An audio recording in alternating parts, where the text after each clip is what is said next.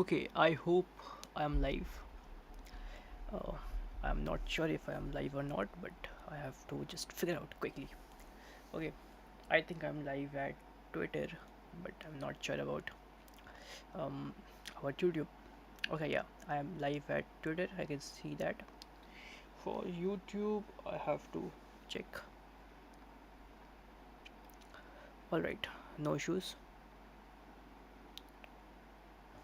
Um, I will just quickly check. Yeah, I'm live at YouTube too. So, what we are gonna do today is okay. So, um, we did this thing, we did this thing, we are halfway to this thing. Alright, so we have to revise sets and do the problem set of the set theory. Okay, so that's the goal so far. And also, I do want to, so weekends it's starting from tomorrow. So I will do quite a few things, quite a few different things tomorrow. So I made a list, books to read. I'll read one of the book from here and I'll try to navigate to one of the topic from this. Maybe okay, everything is important. I will see how much time I will uh, I have, and according to that I will do something. Okay, so that's what I'm thinking right now. Uh, let's see how it goes. So first of all, let's do today's work, maths for CS. Okay, let me open.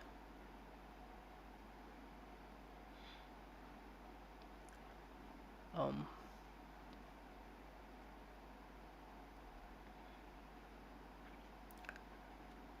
let me open the maths for CS thing. Uh, so it was here. Hmm, here it is. Okay.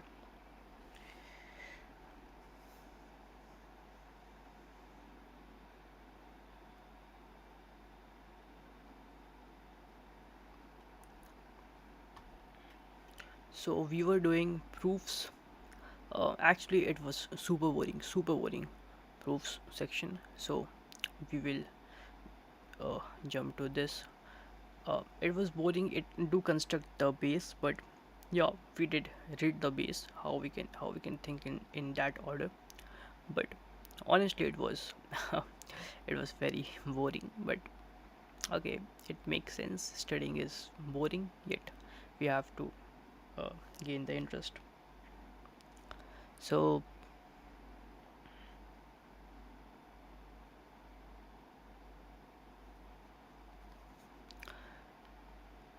let's see the problem sets of the set theory.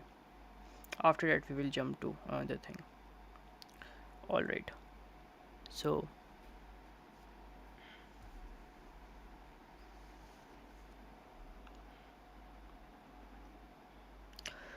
okay, this is just a basic definition. I read that. I watched that. I would say. Okay, this is set operations. We watched that too, I believe. And here's exercise. So difference for a set A and B, which of the following which of the following are equivalent to A minus B. So A minus B, we are cancelling out the elements from B to A. So x such that so x belong to A and A belong to and x belong to B, uh, and or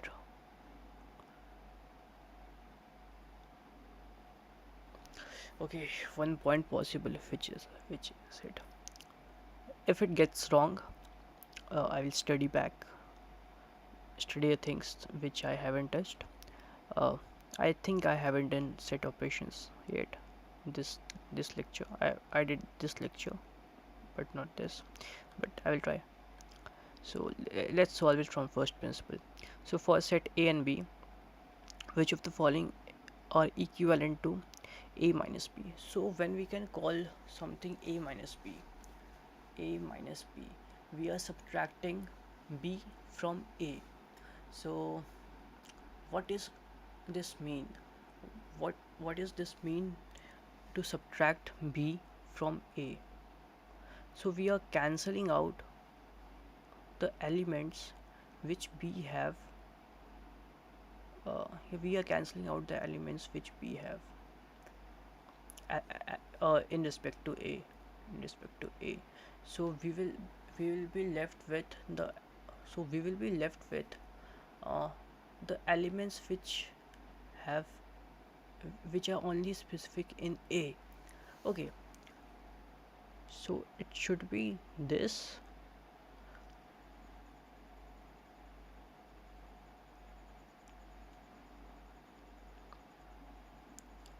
Let's see. Okay. Yeah, so even if we think from the first principle, we can solve this. Okay, so yeah, that was my thought process. I explained it, I think. So yeah, if we are subtracting anything from a to b, so we are subtracting all the elements that b have. So x won't be in b, but x will be in a if it's remaining. Okay, it was fun. So oh, we have assignment too. Problem set count for okay, we have a problem set.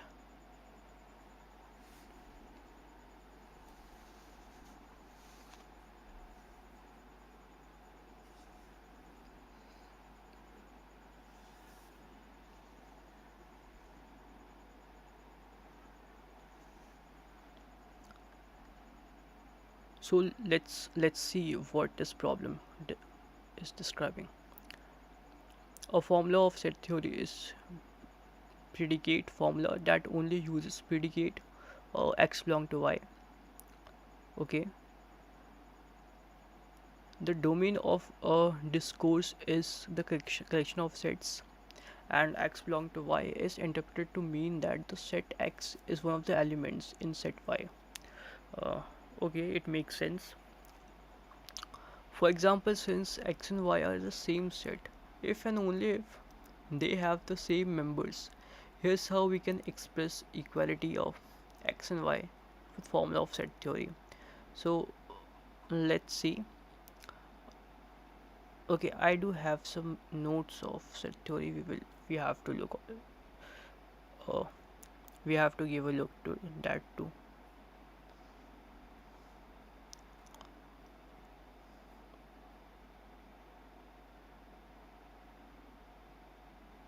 Okay, can I zoom it? Uh, I can zoom it.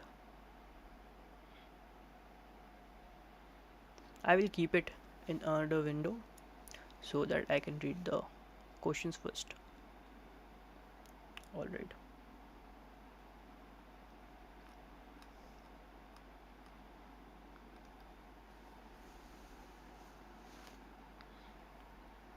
So basically, let me first describe this. So basically, these are the digital logic operators that we can use it. So this means not, this means two, one. It is just binary, 1 0, on off, true false, whatever you can say, and this is the symbol for and, this for or. Often we don't use these symbols. We use these alphanumeric values. So yeah.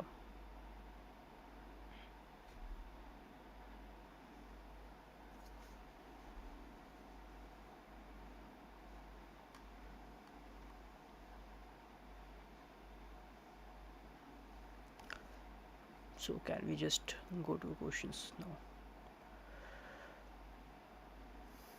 Okay. So explain how to write a formula members. This offset theory means P is a function here. So P equals to elements inside a set. Say that everything in P is either A or B. It's okay to use some formulas to form x equals to y, since we can regard x equals to y as an abbreviation for genuine set theory formula.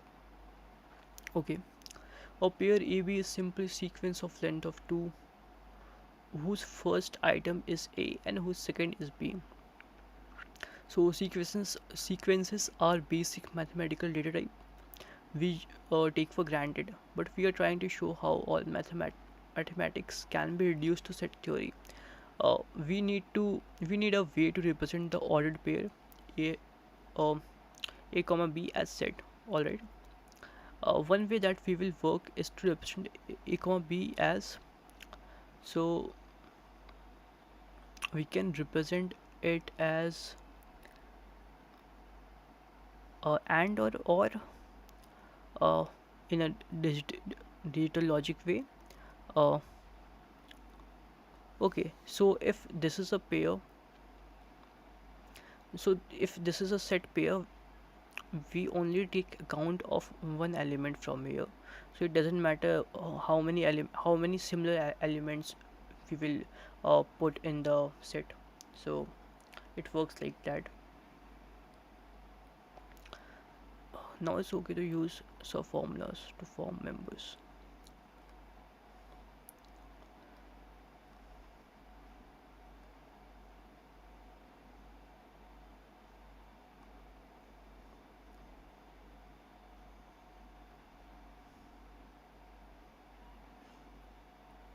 Okay, why it's so much theoretical? There should be applicative part that we can just solve it, but it's so much theoretical. I just want to skim through it.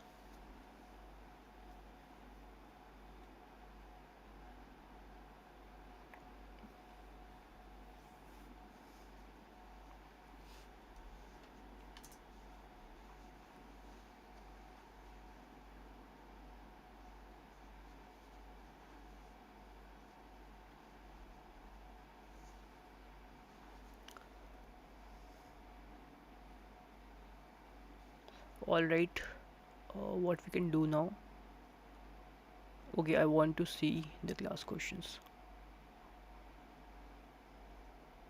Is it for binary relations? Okay, think I have to read that.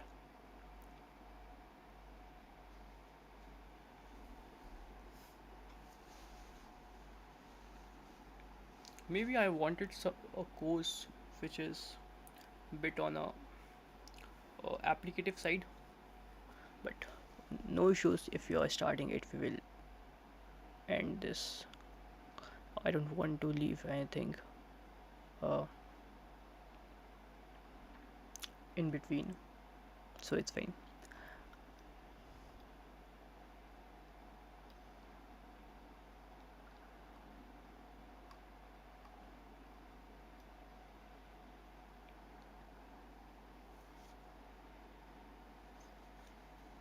So this is basically function terms that we can represent in binary. Okay, we will just go through this. Okay, yeah, domains and images. We came across functions now.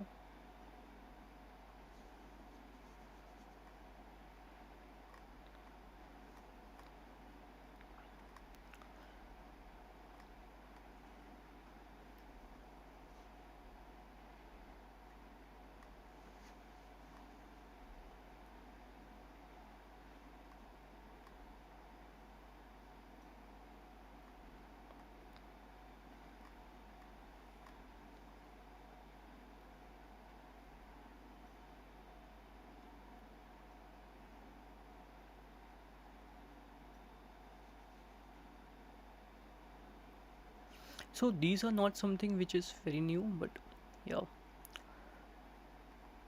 you can skim through it.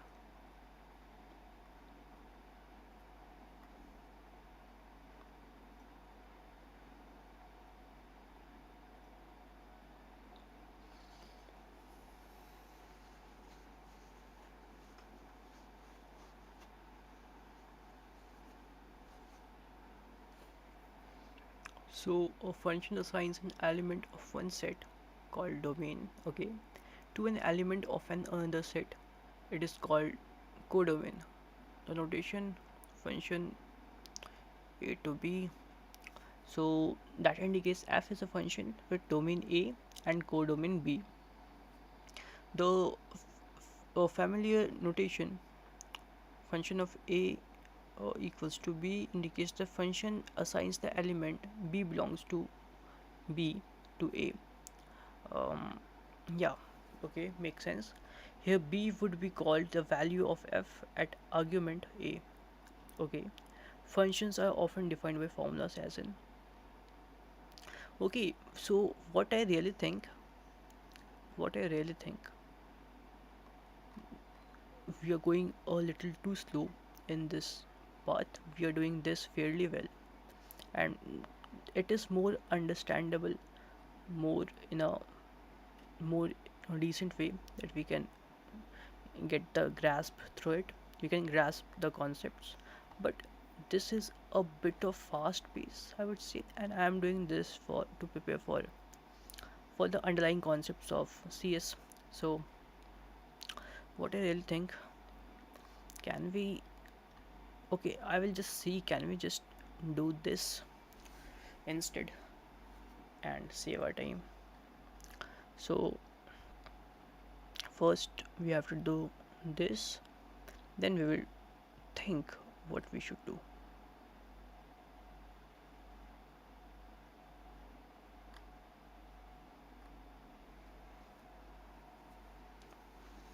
So we do have a lot of courses of Python.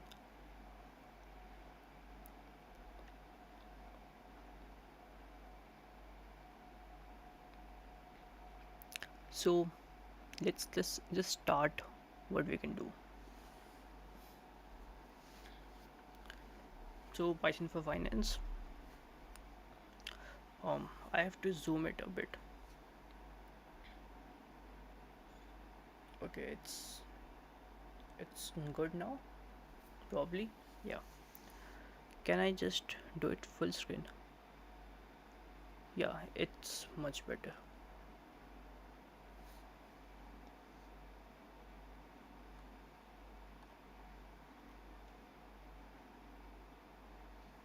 Okay,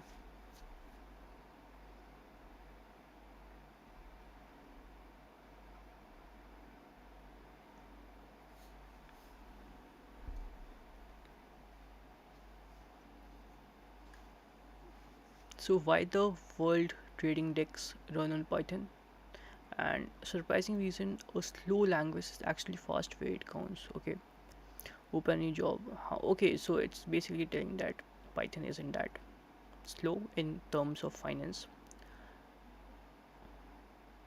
But can I change the title?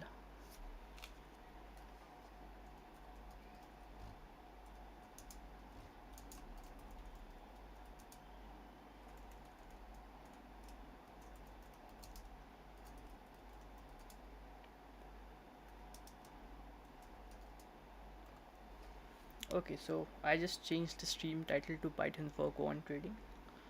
We can do this only. But how do I change the title for YouTube? Okay, can I manage it from you? I'm not sure if I can manage it from you.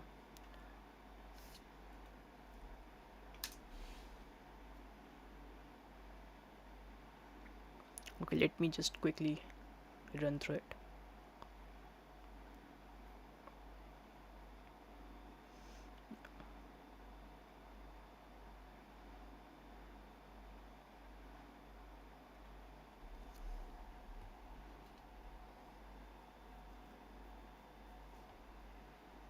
Yeah, I can change the title from here.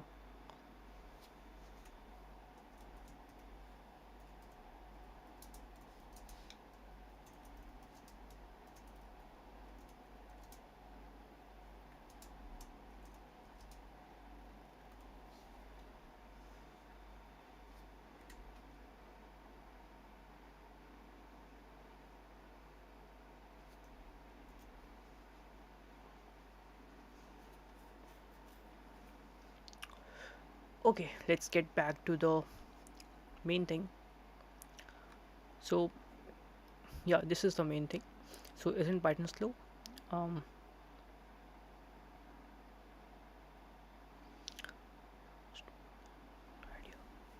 yes and no. The honest answer is the most important idea in this whole course. So let's get it exactly right. Pure Python is slow. When Python runs a loop, it handles one value at a time, uh, interpreti- interpreting each step as it goes. For heavy numbers, crunching millions of prices, thousands of options, that one at a time. Yeah. So here's the twist: we will use libraries. You almost never do heavy maths in pure Python. Instead, you call a library. Yeah. Um, we can do it in NumPy. All right. All right. I get it. You write Python. Python is the steering wheel. C and Rust or engine.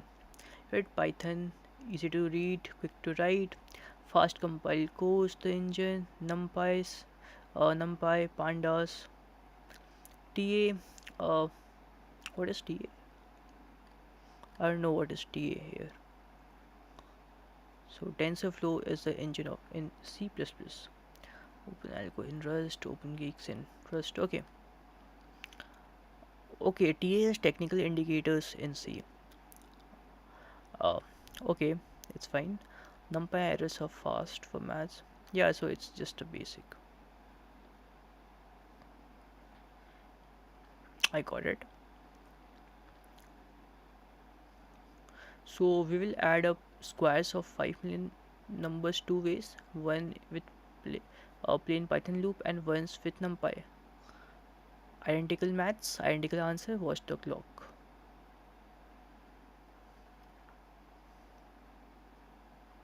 So this is pure math. No, this is NumPy. This is NumPy. So it got done in this much. NumPy got done in 14 ms, and pure math, pure Python loop took a little, not little, a huge amount of time. Uh, yeah, about 30 times faster. Hmm. Pure Python is slow, but you are really use pure Python for heavy work. Yeah, makes sense. Pandas library you will learn on most in this course was born inside a hedge fund. Developer name oh McKinsey. Okay, in 2008. Okay, I never knew this, but this is a very crazy and good fact. So Panda got introduced by McKinsey. So who actually uses Python? Yeah, so every hedge fund, every prop shop uses it. Yeah, mostly every HFT companies we do in trading research they use Python only. All right, let's move ahead.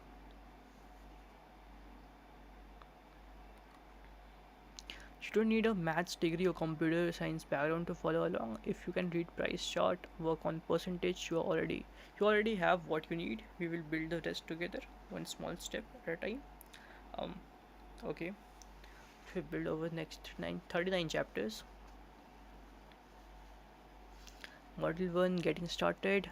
Okay, this is core programming, then libraries, data analysis, Python. So this is divided in 5 modules. Yeah, so this is getting started, module 1. Okay, I think we will go through it. No, not whole, but I want to, I don't know how big it is.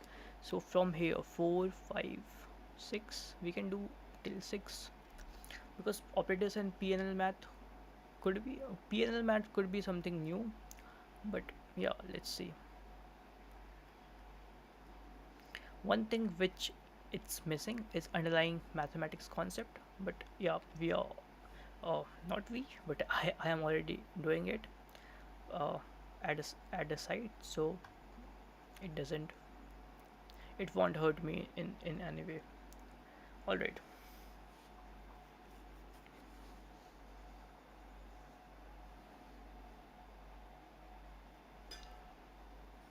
so let's try this ourselves.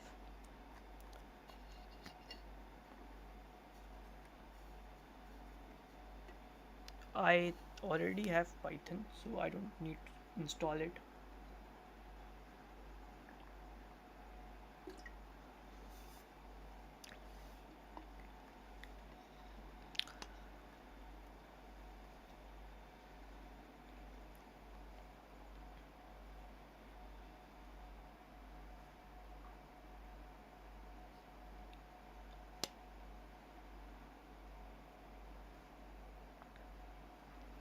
But I need to run the site, I guess, so that uh, should I run it here only in Google Colab? Okay, I can do that too. But okay, I will just see what's going on here. After that, we will just do the main thing. Let's first understand what's happening. What is this thing? This is some. This is for what? Okay, so this is basically for finance kind of things. Machine learning, finance.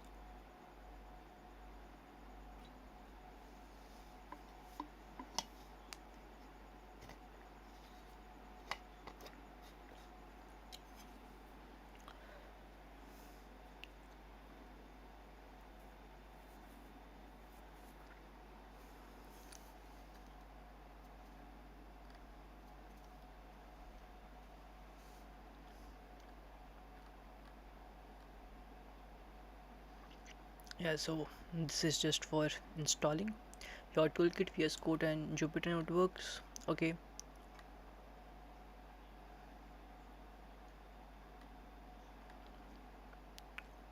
I do have VS Code, but I want to run it on Cursor because I use Cursor a lot.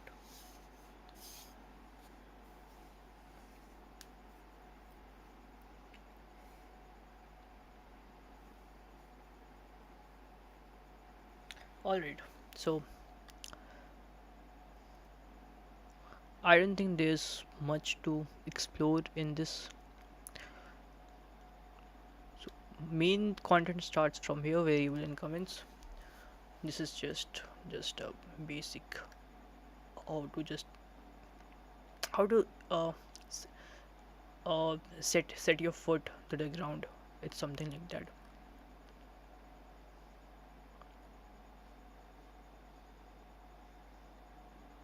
Man, the stream is, I mean, it's so behind. Like, yeah, I was watching the stream in my other monitor, so it's so behind. Uh, I'm at the third unit, and the stream is at the first unit. So yeah, there's a difference. There's a good amount of difference there. I,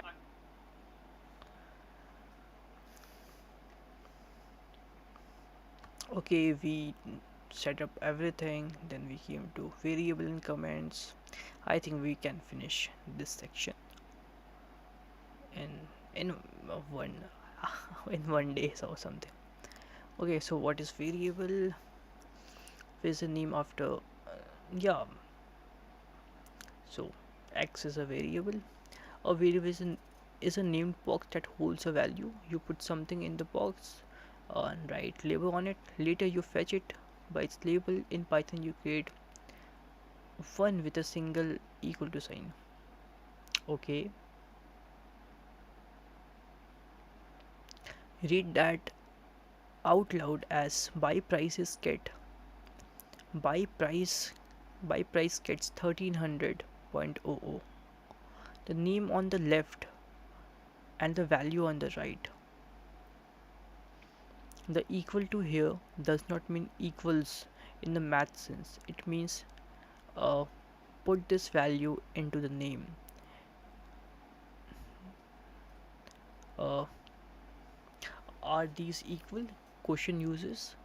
Okay, so this is actually equal to sign, and this sign is just to uh, put the number here, put the value here.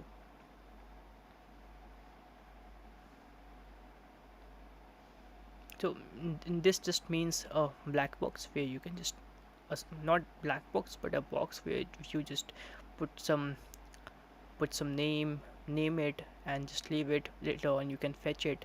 uh, yeah. Question uses equal to, which will meet in chapter 6. Okay, which is, so yeah, we'll learn operators in chapter 6.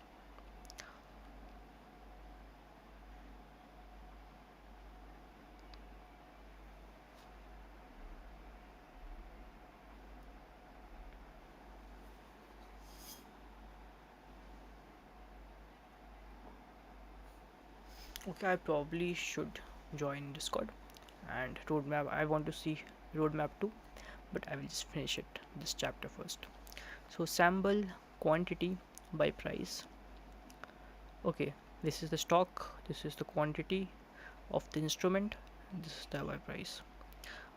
Variable is labeled box, a name on the outside and the value within. Okay, showing the pieces of a trade. Variables really shine when you combine them. Here's an entire stock position described with nothing but names and arithmetic. Notice how readable it is. So this is the sample, this is the quantity, this is the buy price, this is last price. Okay, invested equals to quantity uh, into buy price, can be combined in calculations just like in algebra. Okay, current price equals to quantity into last price, profit equals to current value. Yeah, invested. Nothing much, this is just plain English. We don't have to leave uh, dive deep into it. This is just some basic terminologies which we should know.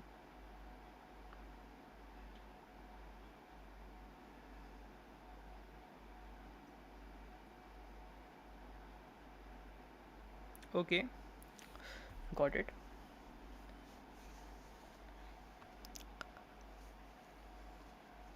So we can print the sample, which is stock, then we can print the invested amount, then we can print the current value and profit. So we have uh,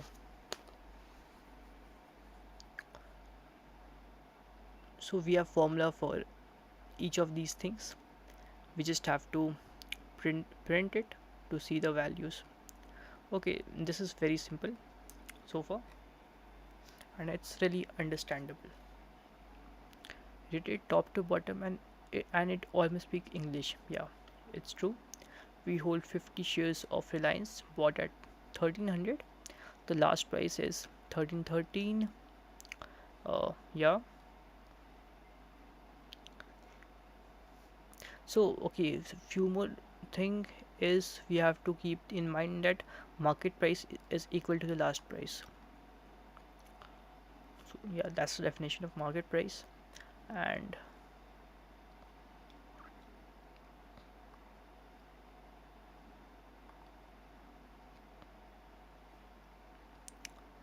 okay, let's move ahead. A variable is just name pointing to a value. We just trade now. Okay, the computer doesn't care what we call things, but we do. A good name's turned four numbers into story. Yeah, a variable is just a name pointing to a value. You create it with name equals to value, and from then on the name stands in for the value everywhere you use it. Okay, variables can change. The variable is well named. The value can vary. Point the very same name at a new value anytime, and the old one is simply forgotten. This is exactly how you would track a price that keeps moving through the day. Uh, yeah, same name, a moving price. So this is the price. So we print it as opening price. Okay, the market moved. Point the same name at a new value. So this is the price when the market started. The market opened. This is the midday price. This is the latest price when we fetch it. Okay, makes sense.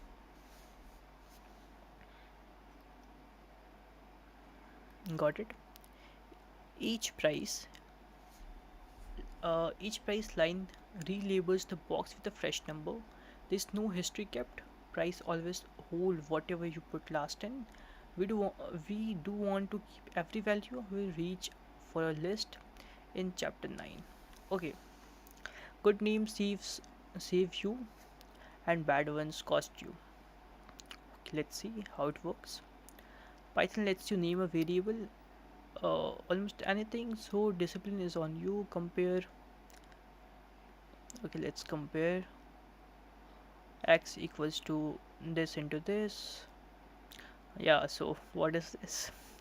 uh, Invested equal to quantity into by price. Yeah, it makes sense.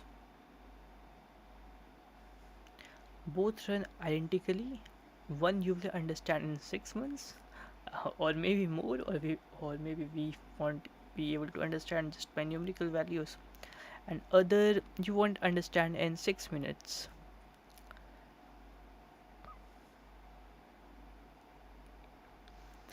A few simple rules and habits. Names can use letters, digits, and underscores, but can't start with digit and can't contain spaces. ठीक है? It's simple. The Python style is snake case, lowercase words joined by underscores. Yeah. So far, it really makes sense.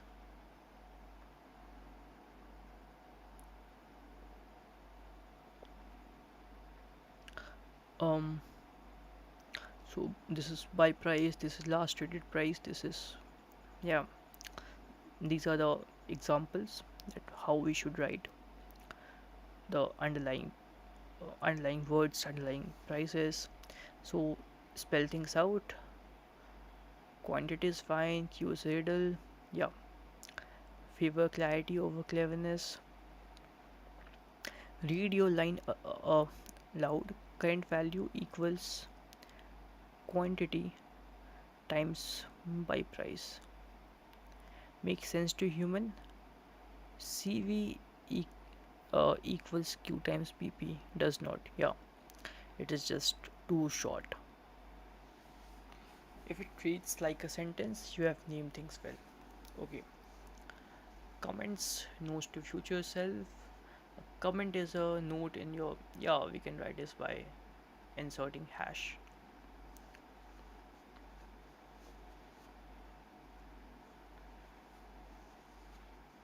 The stop loss exit if price falls 2% below our entry. The best comment explain why, uh, not what. The code already states what it does. The comment adds the bit the code can't. That this is 2% stop. Don't narrate the obvious. Explain the reasoning, the assumption, or the gotcha. So Python has hidden poem. Type import this into Python and it prints the Zen of Python.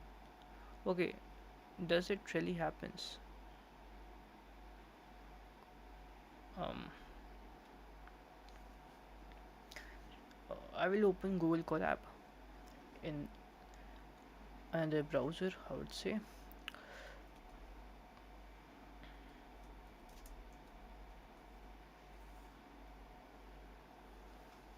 and I will just try to run this, import this. I didn't knew this, so we will run a new notebook.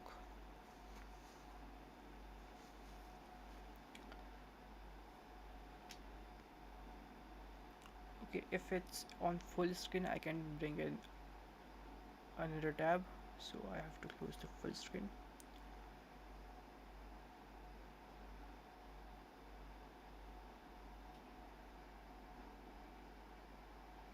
So import this, right?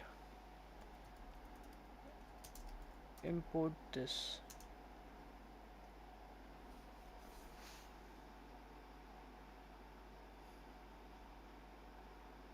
Okay, let's see if it works or not.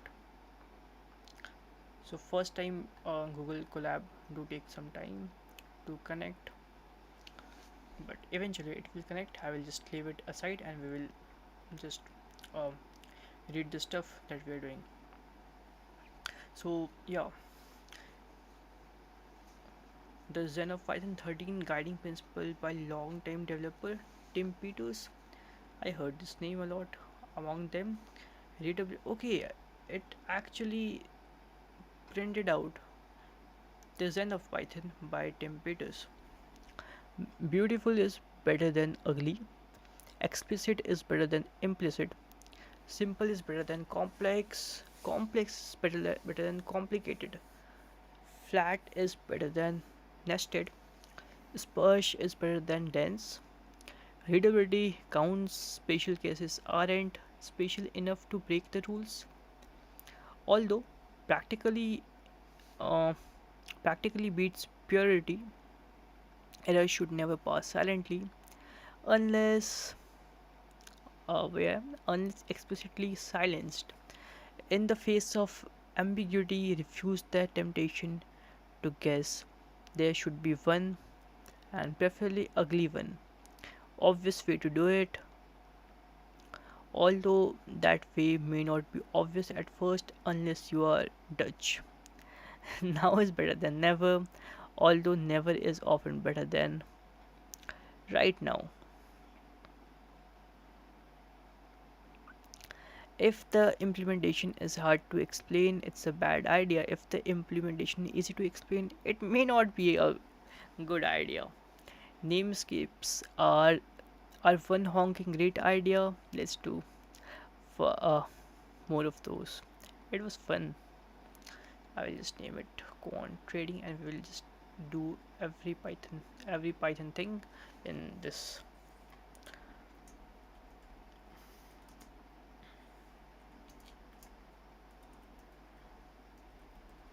Quant Trading. All right,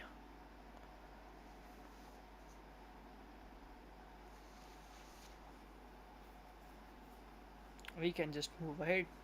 I read it, and it was basically set of rules, set of the thought process that the developer wants to tell Python users what you should follow, what you shouldn't, what logic you should have, what logic you shouldn't have, how you can think about the things. So that that was that's it.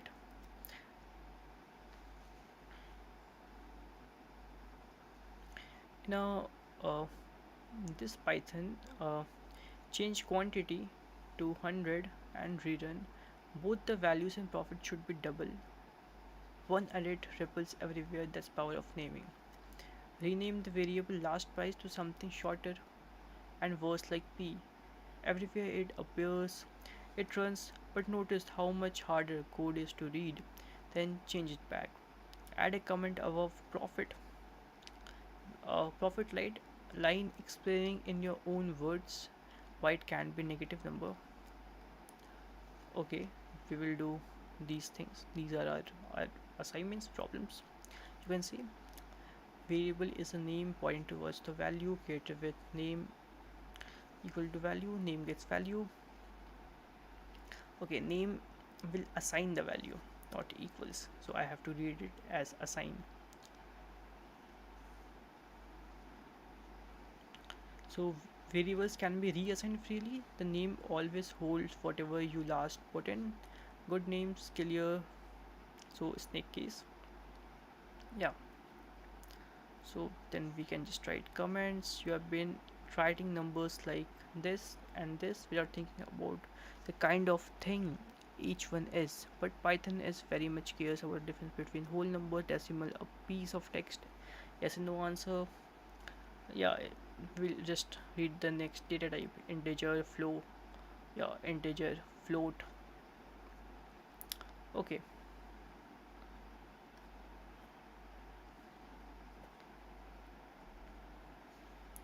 so this is the first code, I believe. Yeah, so here what we have to change, I will change that.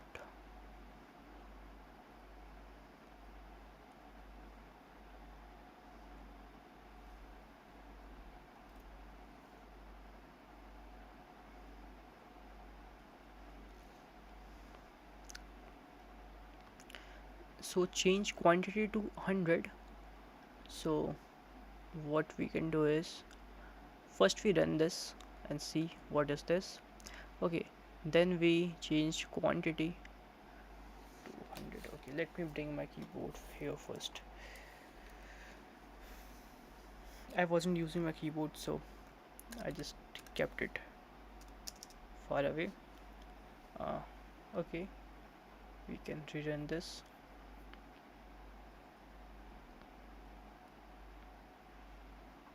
Okay, there was boost in profit, right? Then what we have to do, um, rename the variable last price to something shorter and was uh, last price. So we will rename the last price to LP. First let me just copy the last price so I can just easily,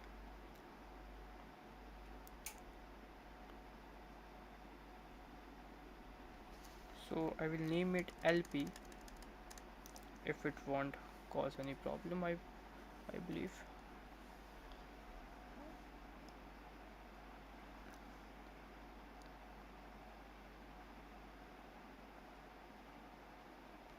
Okay, yeah, it was complicated to read, so that was the whole process. And I can just paste it again, last price. Yeah, so add a comment of a profit line, explain in your own words why it can't be negative.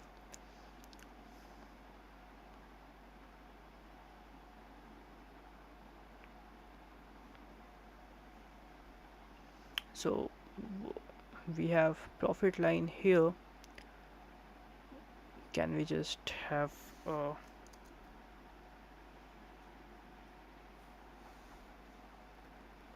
don't know why it's not working.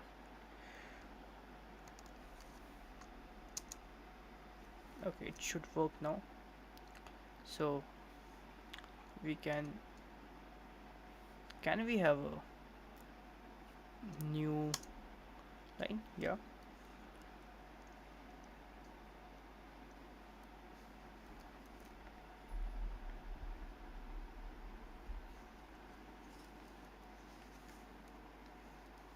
Okay.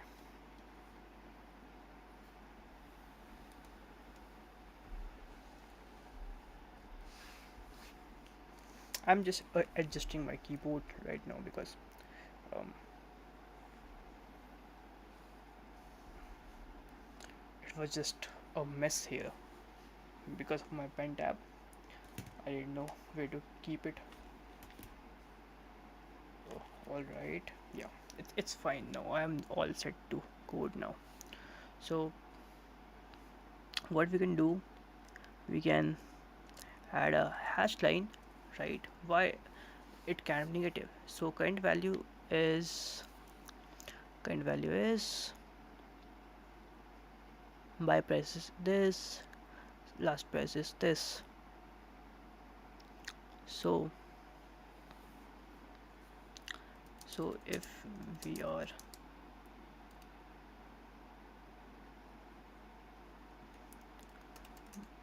uh, buying things at low price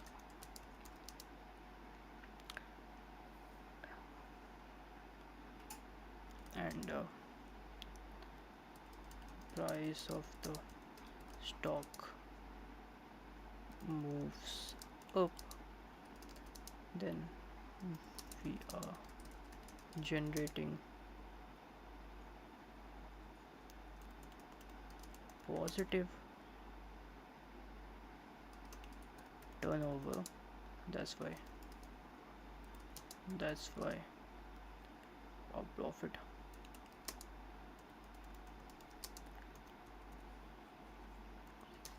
can't be negative. Okay, I wrote a little big, but okay, it works. So can we just play around quantity here? I want to play around quantity. Let's say we have quantity of 75. We bought this, so 13 into 75, uh, we will add 0 0. So this is the buy price, this is the current value, we are in profit of 1000 this. Yeah, so we are in net profit if we are buying this for this 500 quantity. Okay, it's fun.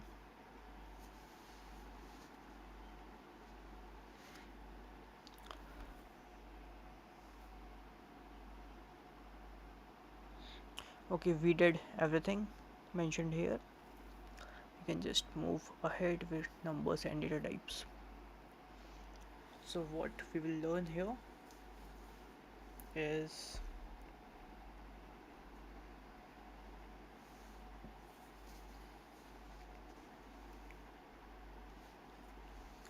mm, data types. So yeah, there are four types of data types here: integer, float, string, and uh, boolean.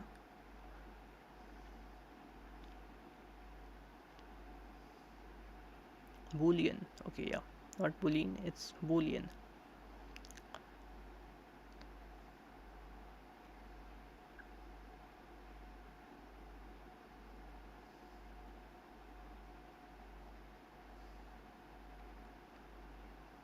All right. So this is quantity, which is integer. This do have some decimals, so that's why it's float. It is a string, which means it's a text, and if there is true and false, yes and no, then it's boolean.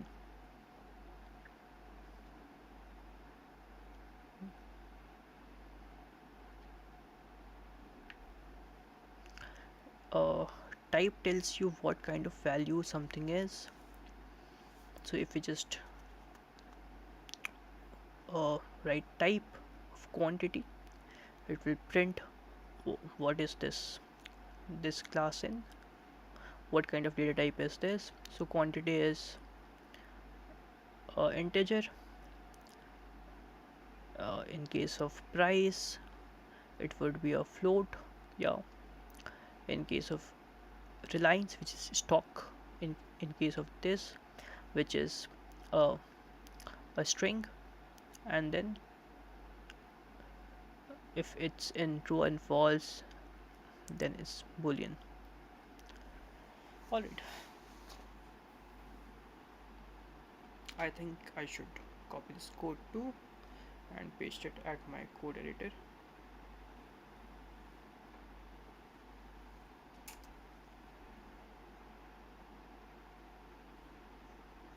Okay, done. I pasted it in my code editor.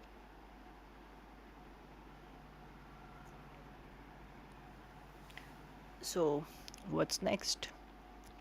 The type function is your truth teller, hand it any value and tells you exactly what kind it is. Here's the cast.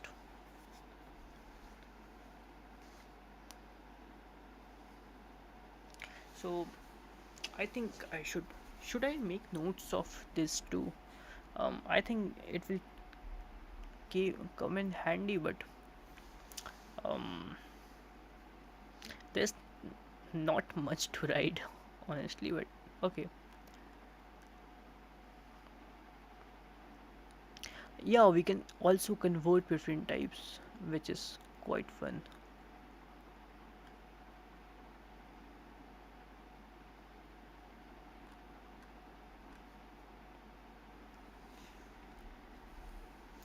So what I was targeting to finish the first unit first. Then we can go for second unit. Second unit do have a lot of content.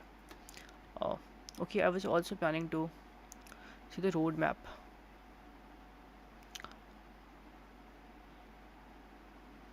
So where is my thing? Uh, okay, I can't see the thing that I want to do. So where is quant trading?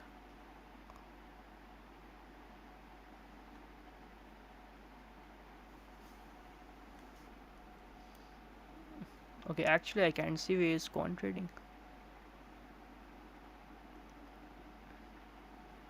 Nope, nope. I can't see quant trading here.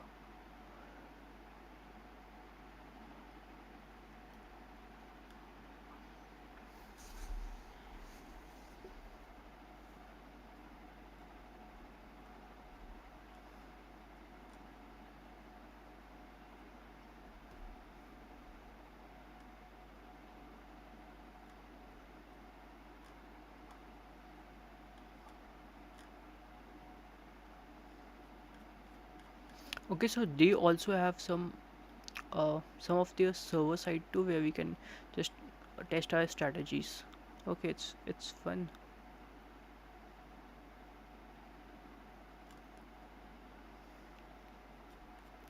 But first I have to learn a lot.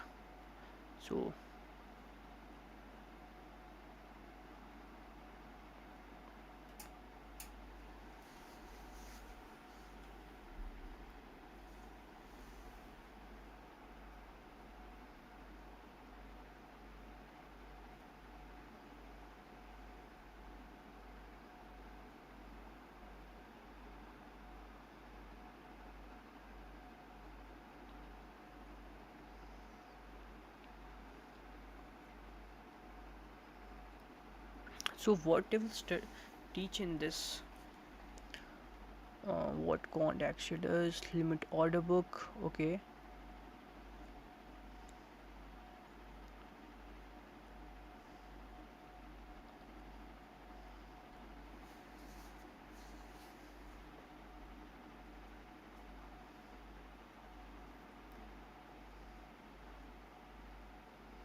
okay, so this is the main thing I believe,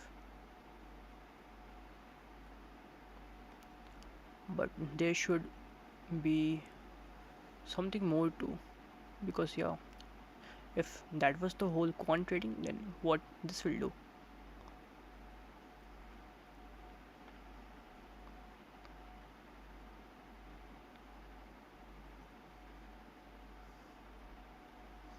So I think before jumping into this, after Python, I have to need some basic stock market theory. I thought it will be more on order books and all, but no, it's just something basic. So where do I actually read and learn order books and all?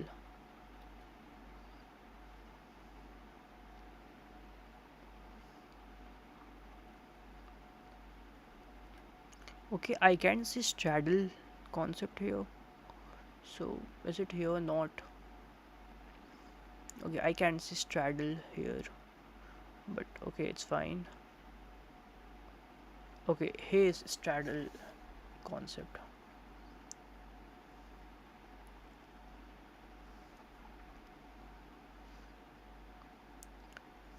All right.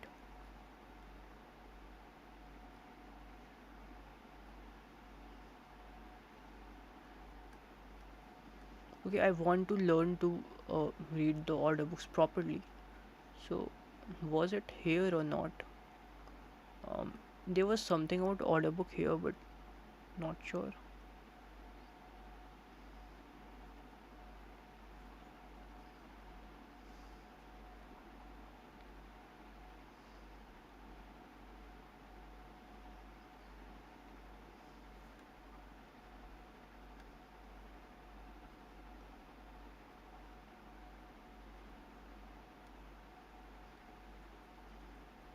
No, this is really in very short for order book. We do need a better understanding of order book.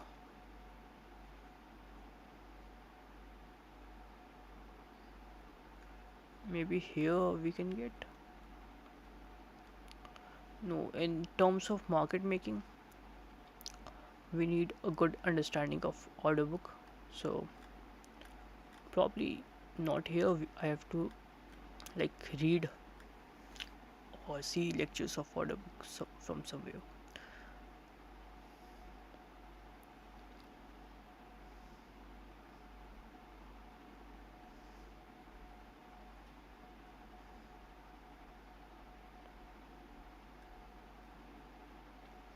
Okay, I analyzed it. So we will just read it. I should join this too. Okay,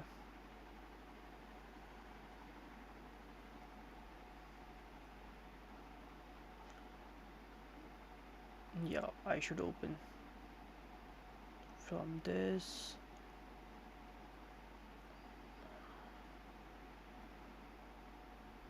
I can close it from here.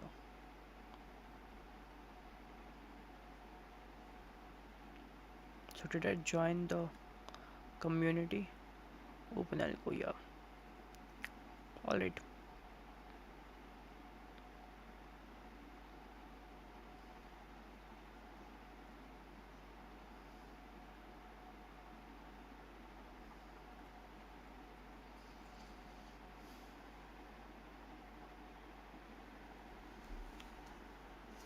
Okay, nevertheless, we can just jump back into data types.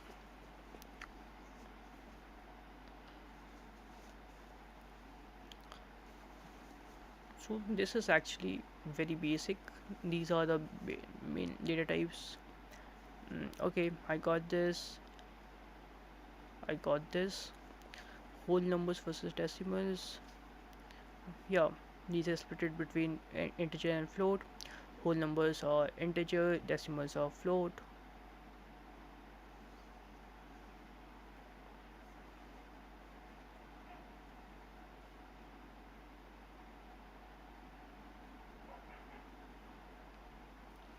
Also, one small surprise, dividing two whole numbers in Python gives you a float in when it divides evenly. So this is this, not this. Okay, we have to take this into account, and I think I should make little bit of notes, but okay, never mind.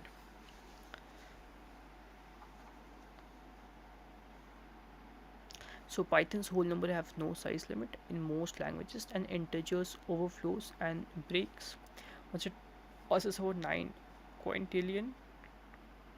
Okay, Python just keeps going, asks for uh, this and prints the value and prints all 302 digits.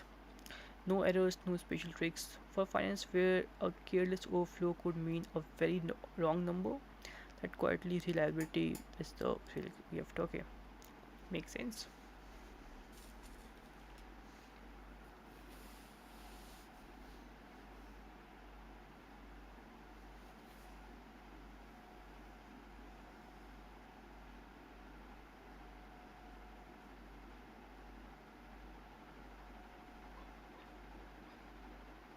So, what we can do right now is okay, how do we convert between the types, data types?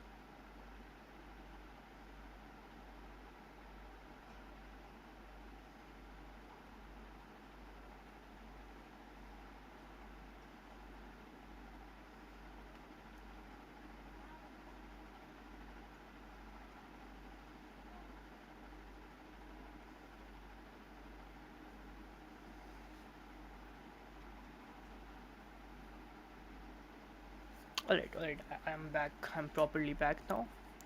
I was just reading about order books.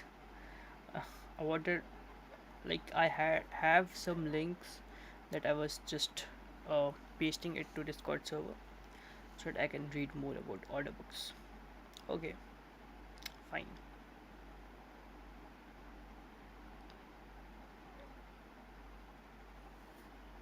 So we will just learn about how to convert between um, types. So you will constantly need to turn one type into another, and the tools are named after the types themselves. Int, float, string. The classic trap, the ones that catches everybody once, is text that merely looks like a number. Text that merely looks like a number. Okay. So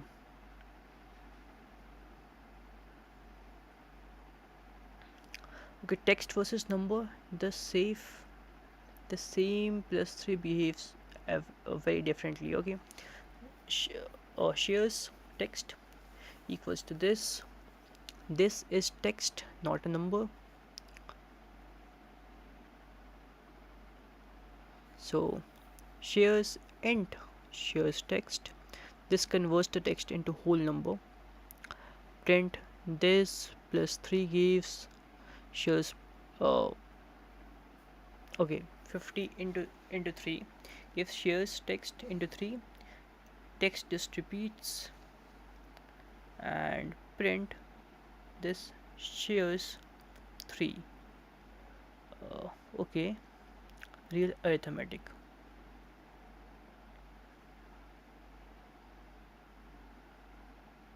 Okay, I have to understand it properly. I did have some notes about this in very short, but okay, I'm talking a lot about notes, which I shouldn't. So let's say first line is text, not a number. Then we converted uh,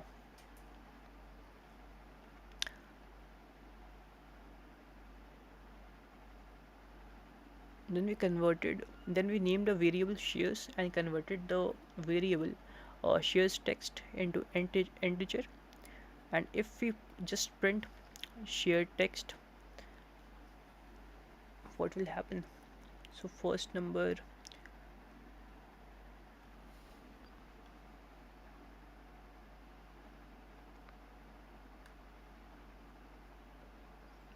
so this is the first print, right? I just i just want to check it. um let's say we copy this, and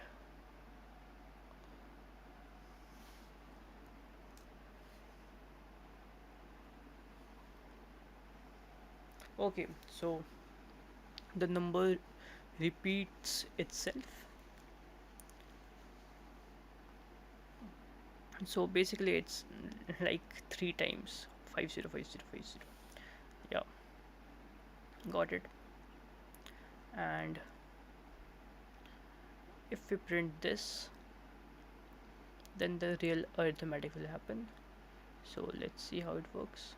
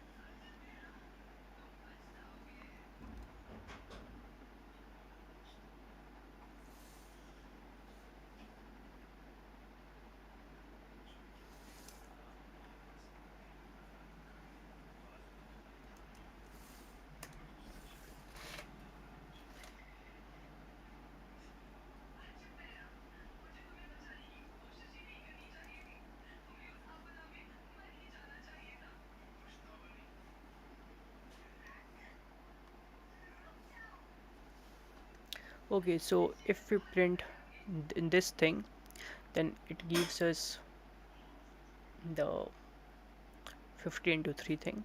Yeah, I just wrote one statement. So print this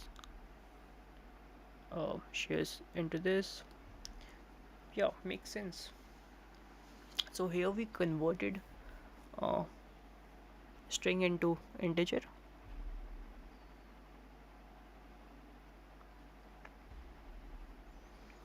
Okay, so look closely at first two lines of the output. uh, yeah, so multiplying text means repeating it three times, and only after integer 50 turns it into number. So does, yeah, arithmetic calculation. Okay, so after this integer shares text, this thing actually changed everything, and we wrote a function here which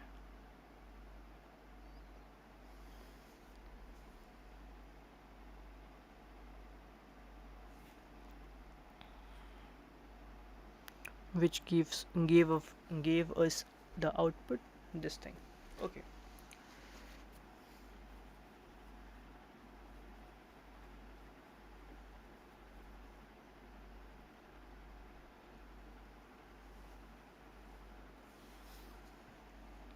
so okay, these things makes a good amount of sense. Then we can just do the next thing. And what's that? So yeah, when you read input from user in chapter 7 or a file, it arrives as strings always. Forgetting to convert as a number before calculating is one of the most common beginner bugs. You know, you now know to watch for it. Okay, so when we read the input, we it always comes in string, and we always have to convert it into the integer. All right, makes sense. We'll do that. No issues.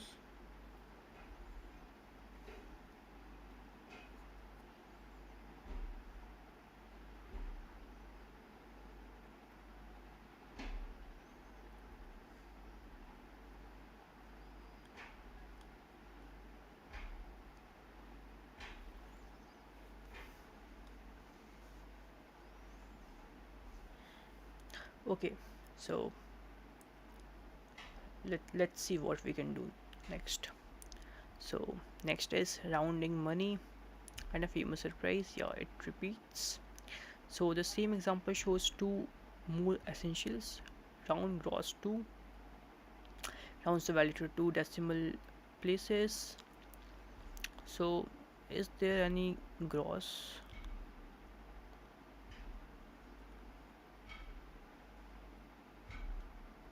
Yeah, this segment is for rounding up the numbers. So let's let's just see what happens here.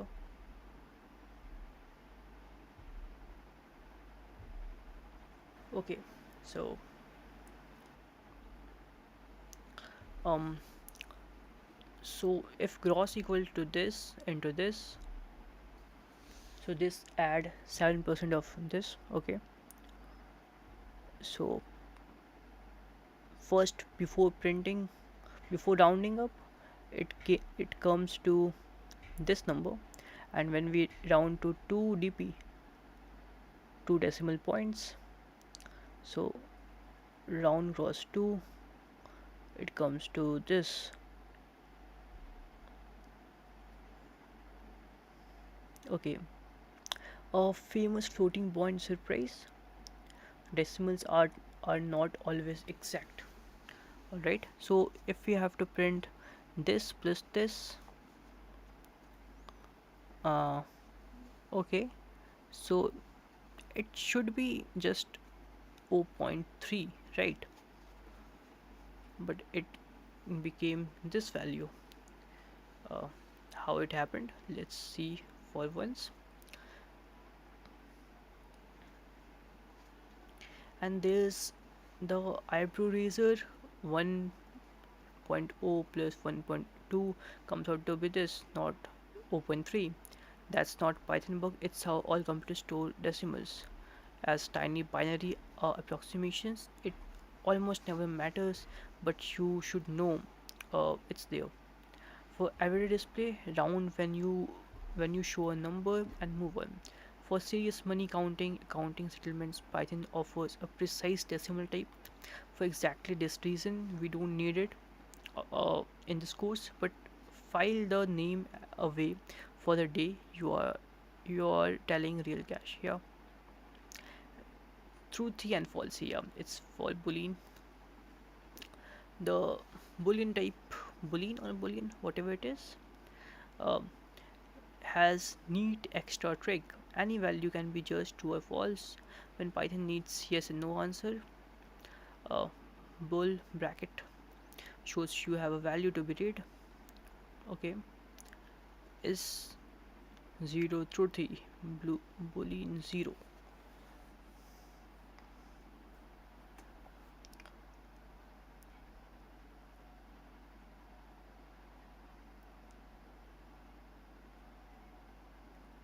So how we are actually identifying a problem?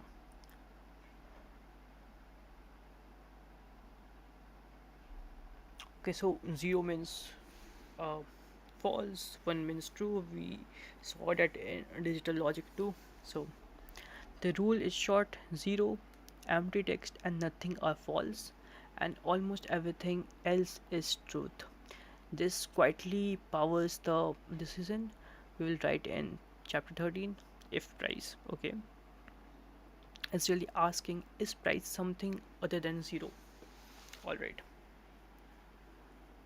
so we are here to try it yourself segment again. So run, type this, try it in notebook cell or wrap it in print. Is the answer integer or a float? Why? So it gives us a float, right? Should we just try? I will definitely try. So let's see what we can do from here and paste this. So it gave me a float value. It gave me a float value. Can we just um,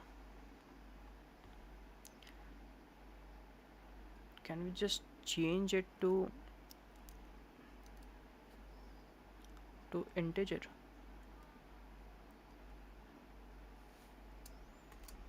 So if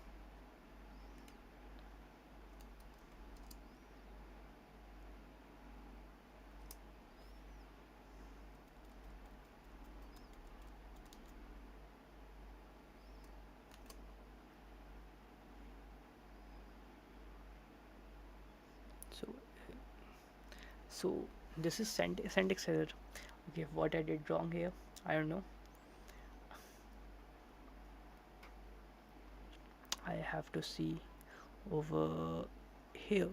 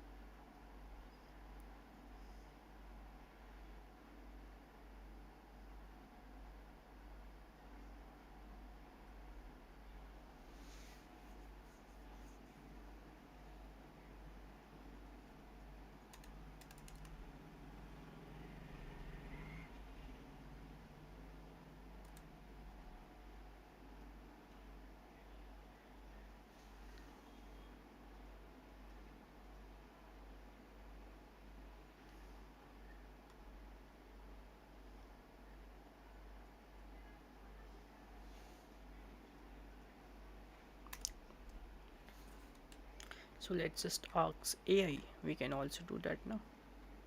So the real was type bracket uh, 50 by 4.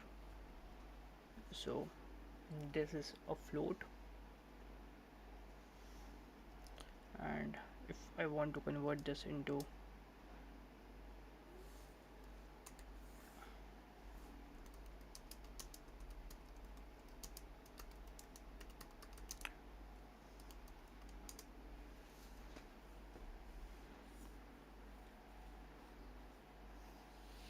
okay, Gemini is pretty slow.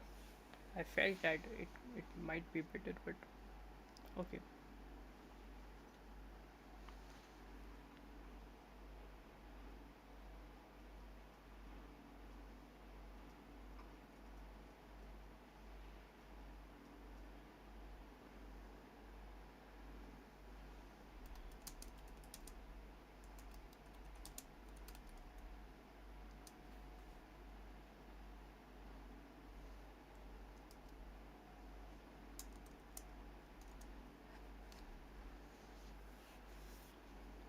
Okay, so Gemini gave me an output which was pretty long, so I just gave it another output that it can just convert it into uh integer.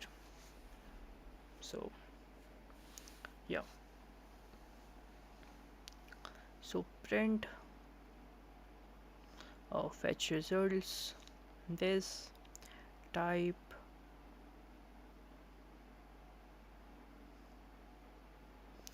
Okay, if we somehow just keep this thing, what will happen? Okay, it will give me a,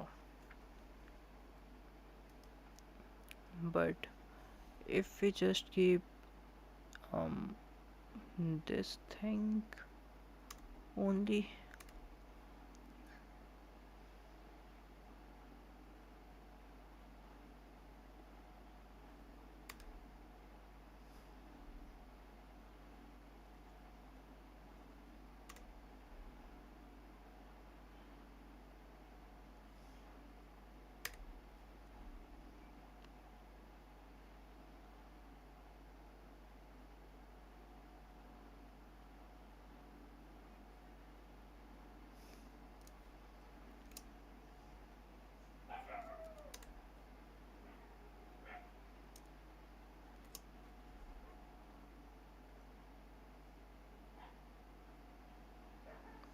Okay,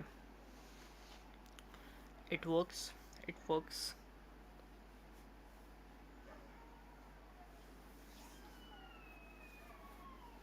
If we just write uh and if we just write this thing, will it work? I have to remove this. Yeah, it works too, so we don't have to write print statement. We can just simply write this. So we didn't have to use a lot of brain. We could have just done. Can I change the bracket? Okay, I will just and do some experiments over here to learn. Can I change the bracket? It won't affect, I believe. Yeah, it's fine. So what we exactly uh, did was, so we have to figure out what's okay. Can we just remove the bracket? I want to try this. Yeah, so it's simple as that. We don't have to do a lot of things. I don't know why I was getting error at the first time. So int, and then we just have to write the values. So what was the value? 50 by 40.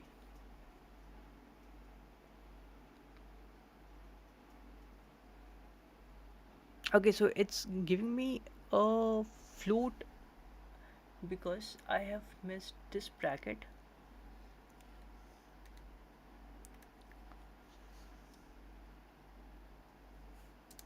I just want one bracket. Just one bracket. Bro, what's happening to my keyboard?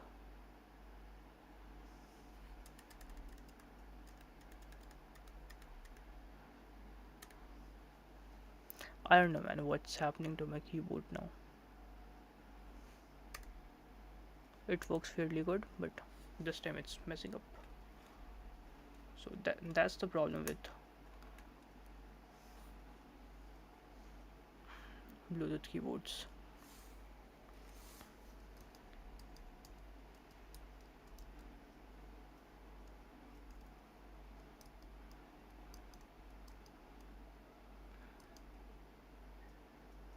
Okay, so it's fine. We just have to remove this. I just clicked it once. I don't know why it happened. So yeah, never mind. You can just do the practice over here. So type one more bracket and we just have to close the bracket again. Yeah, it's working. We have converted this into int.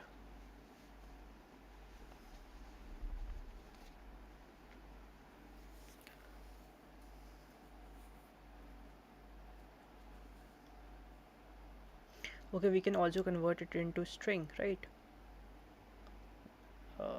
I believe yes.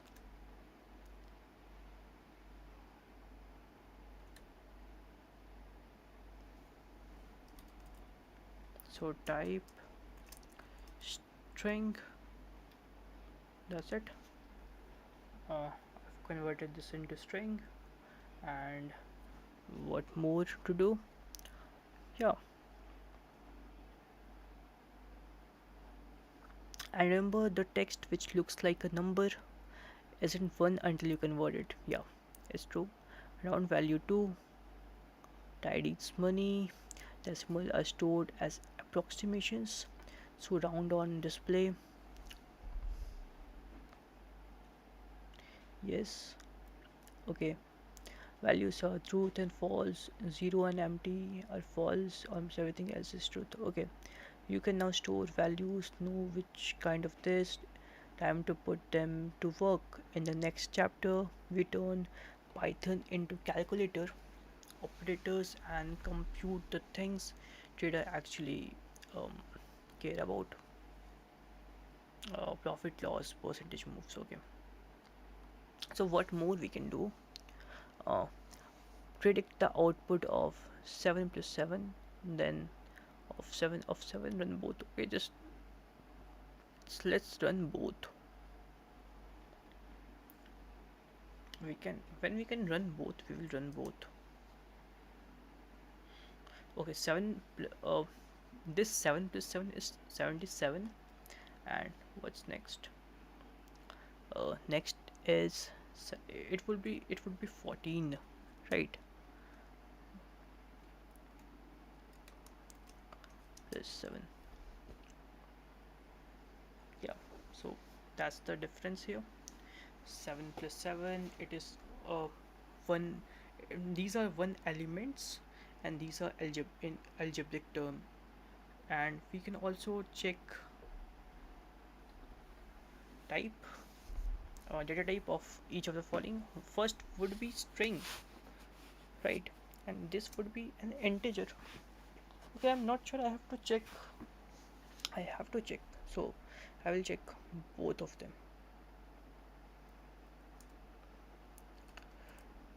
Type.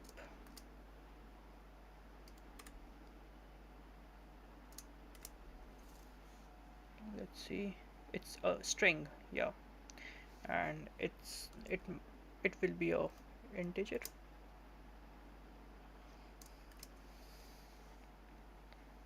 It's a integer. Okay, so if we have to convert this into, and okay, if we have to convert this into and into an um let's say integer, so what we can do, we can just uh, write int and close the bracket. It is integer, and if I just remove this type, and okay, even after converting it into integer, it gave me 77 output. So is it possible to make it 14? Can we brainstorm around this?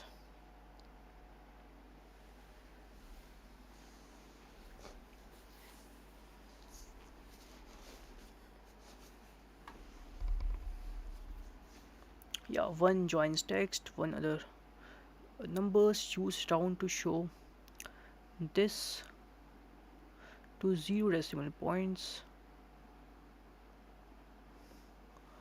What whole number did you get? Okay, what we can do to decimal points, for changing it to decimal point we have to, okay, I'm just experimenting out. Let's see.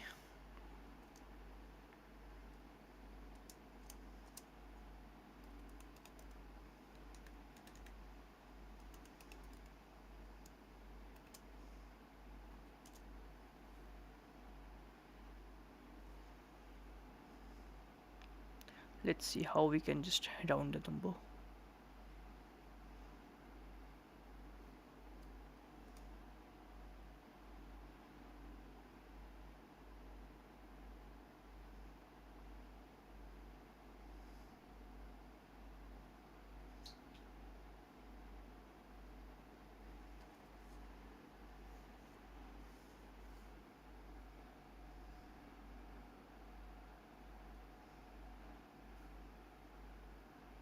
So we can just, okay, how actually we are rounding this up.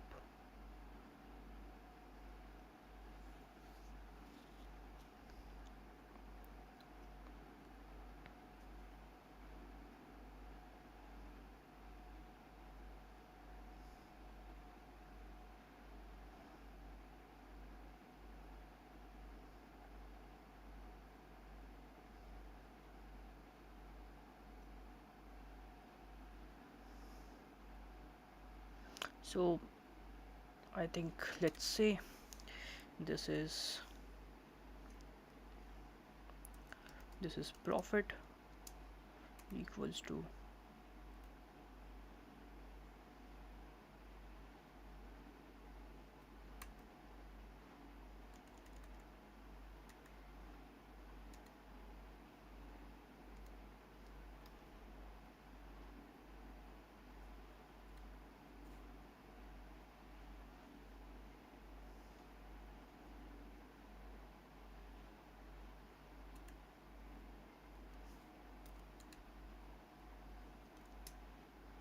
so profit equals to this. And if I have to um, round it off, how I can round it off?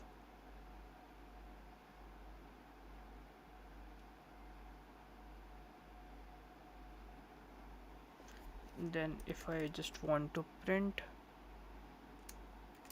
score, so round the profit to 0. I just want to see what's the number. So here I tried to round off the profit to this. So profit, I just wrote that as profit. It's in float. Then I just wrote print round profit and to 0.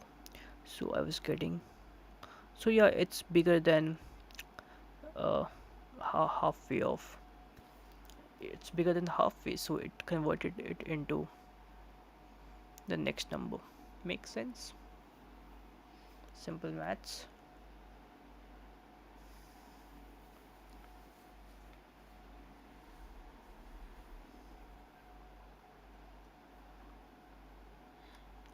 Yeah, so did I completed everything? I think I completed everything from here. So we can just jump into operators. So yeah, operators and PNL math. What's this? Let's just see.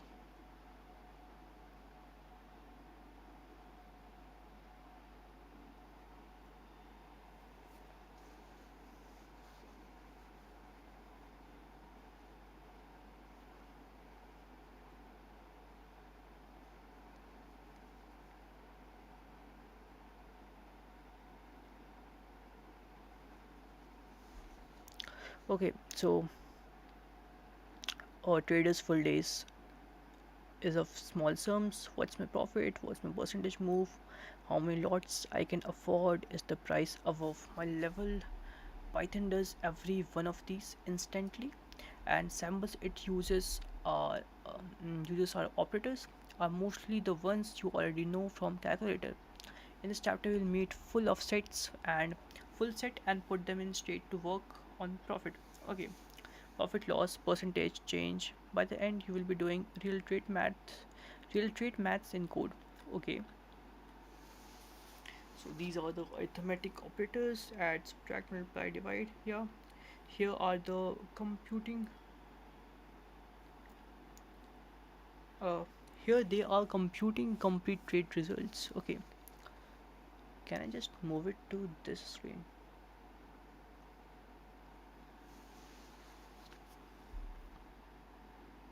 Okay, I was just figuring out if it's easy to read on this screen, and I think yes. So I will just switch my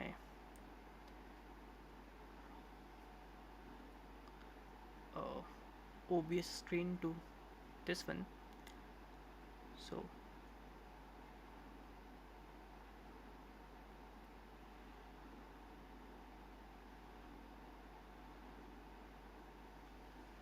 So it would be a decent. Uh, okay, I just hope everything is visible. Why I think it's so small? Um, I hope I fixed that. Um, yeah, pretty much, pretty much. So I will just keep this as my main screen, move it to here and keep it here. All right,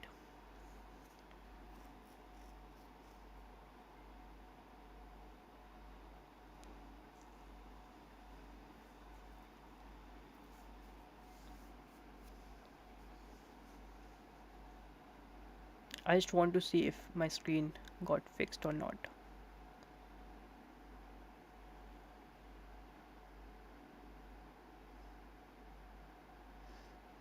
Yeah, probably it got fixed, so I can just move ahead. um okay, so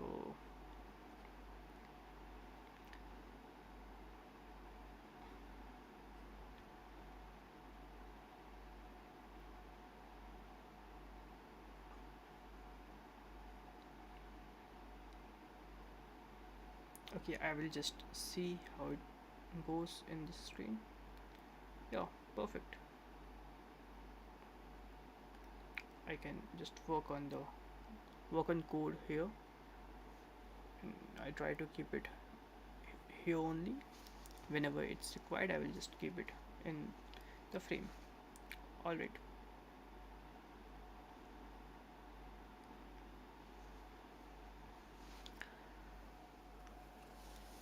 so we can move ahead. So profit loss and percentage change. Here buy price is this, sell price is this, quantity is this. So this is same as the first code. Okay, profit per share, sell price minus buy. Yeah, total profit per share into quantity, percentage change. Sell price minus buy price by total buy price into 100. um yeah, it makes sense. So sell price minus buy price by total buy price. So this is actually your profit or loss. This is actually the underlying price, and then this is for percentage. Yeah, makes sense.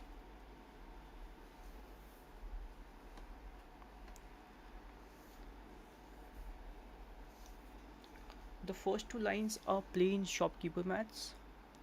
uh yeah, the third one is every trader lives by percentage change. So let's slow down and name his part. So okay, I just did the same thing here.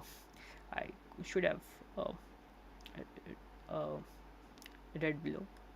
So okay, no issues, I'll read it anyways. So new versus old by old into 100, this is what percentage changes. Yeah, makes sense.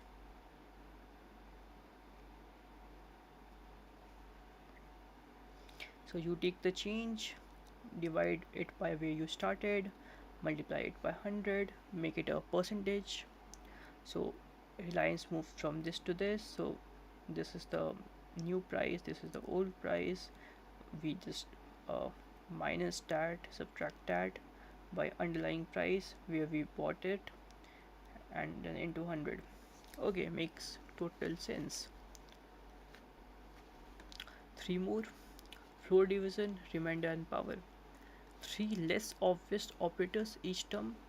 Uh, each operators each earn their keep in trading. Okay, floor division, remainder, power, and uh, precedence. Okay, so this is capital, this is cost per lot, uh, whole lot affordable. So capital, cost per lot. So this is for division, right? Double slash. No, this is for reminder. Double slash is for reminder. This is for modulo. Gives us the remainder, and this power raised to an exponent. Okay, got it.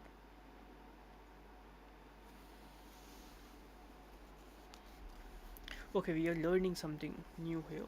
So I think I should slow down a bit here and learn it properly.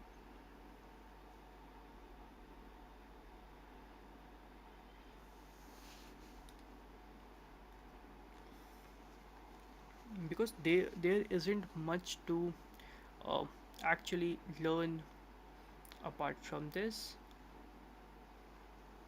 Yeah, so this is actually the major thing to learn here.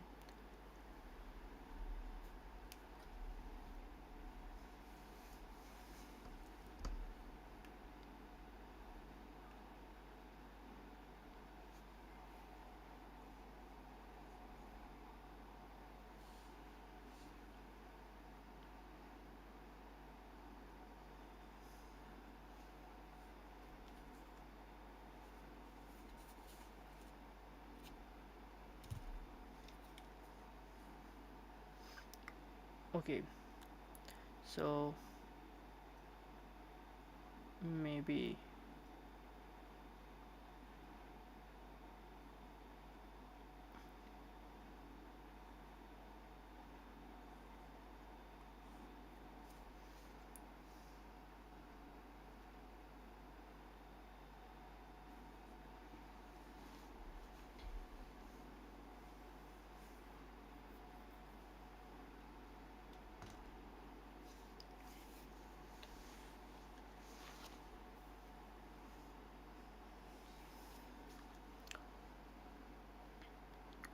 so this is a floor division. So floor division actually gives us what? Floor division throws off the remainder minus perfect for how many lots. So what's this? If this for remainder, then what's this?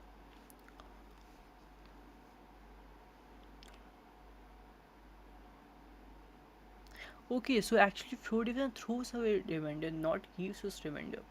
So the answer is 1, not 1.52. Okay, so whatever is the nearest value, it will just jump to that. It won't go beyond that. Got it. Modulo gives us remainder. All right.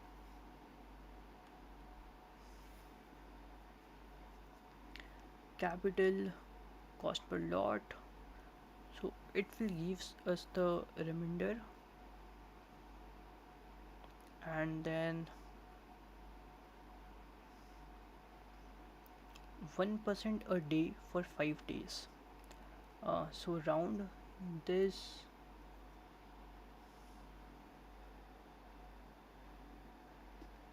So we have to round this figure to up to 2 decimal points,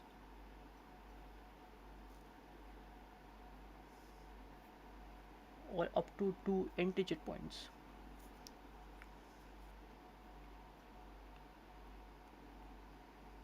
Okay, let's see. Let me just ask AI.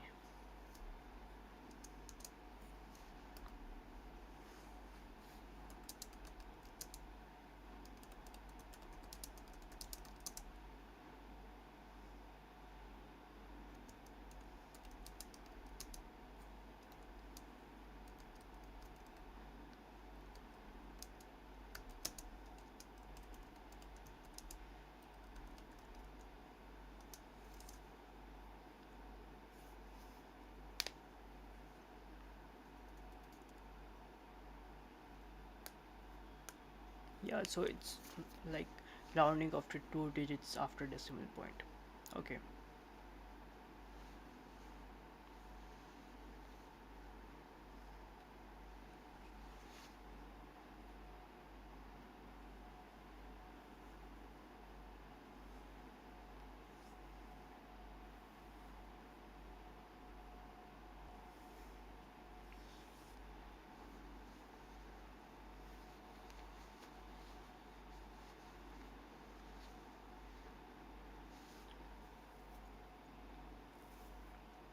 So actually, um,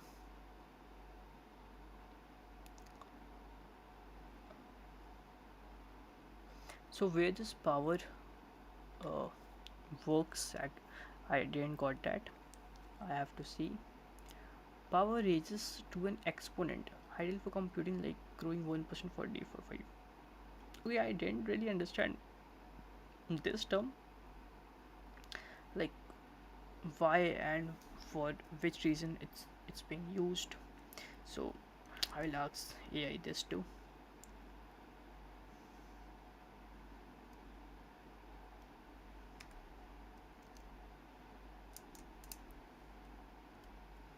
So just explain this simply.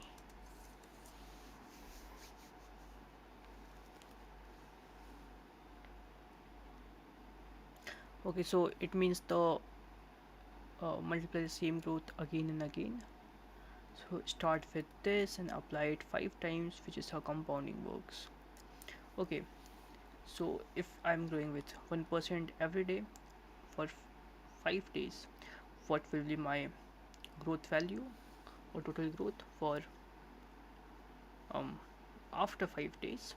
And we just have to divide it, multiply it by 100 to answer this in percentage. Makes sense.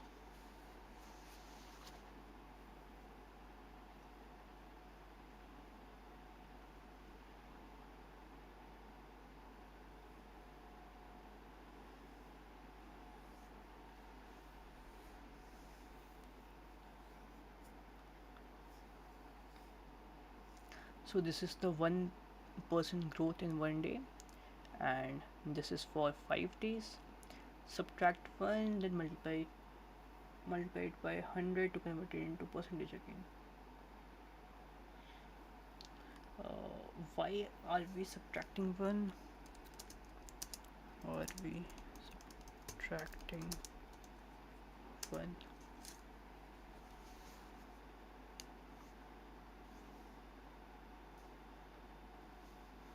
Okay, we are subtracting to uh, remove the original amount.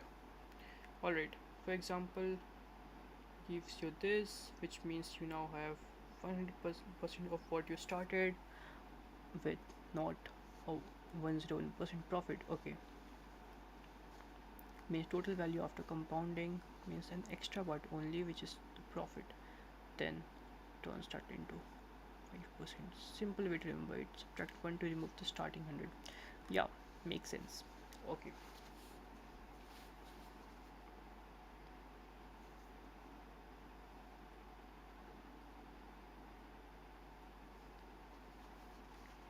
Okay, it really explained it in a very simple term and in a way that I can really understand. Okay, so last two lines show operator predecessors. What are the last two lines? So operator predecessors, like uh, end-to-end divide can happen before this and this. Yeah, just like the BODMAS rule. So if this will happen, okay, here we have to do bracket first and then into. Yeah, makes sense. It's the same thing.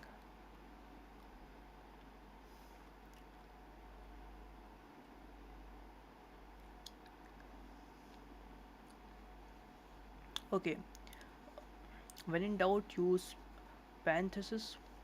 Leaves no room for confusion, and even when they are not strictly needed, they make your intent obvious to the next human who reads the line, which is often future you.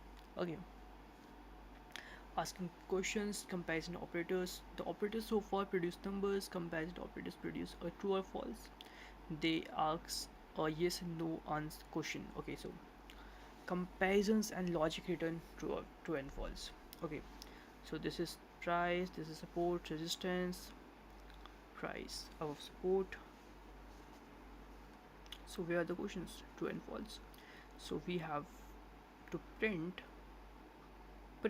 above support true and below resistance. So above support here means that price is bigger than support, which is true. um, exactly 1300 price, which isn't. So here resistance is big, resistance is yes big. Okay, makes sense.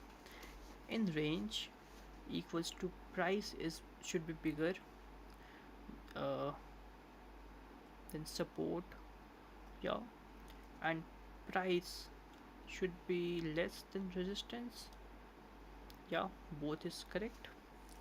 And what's happening here? Inside print inside the range, in range. Okay, I didn't understand what's happening here. Inside the range, outside the range, not in range. Okay, so in range equals to price should be this. Okay, I have to understand this.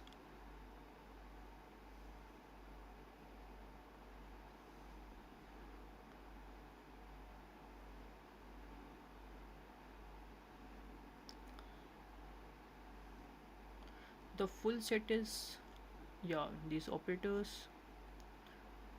So this is at least and this is at most.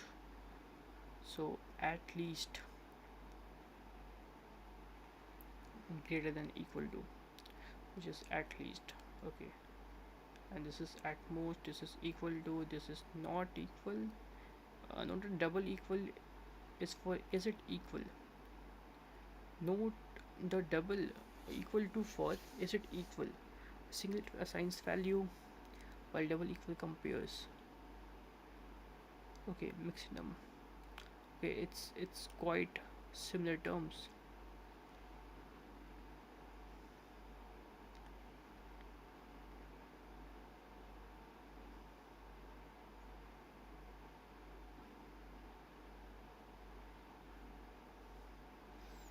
Okay, I didn't understand what's happening here. So let me ask AI, it might clear me.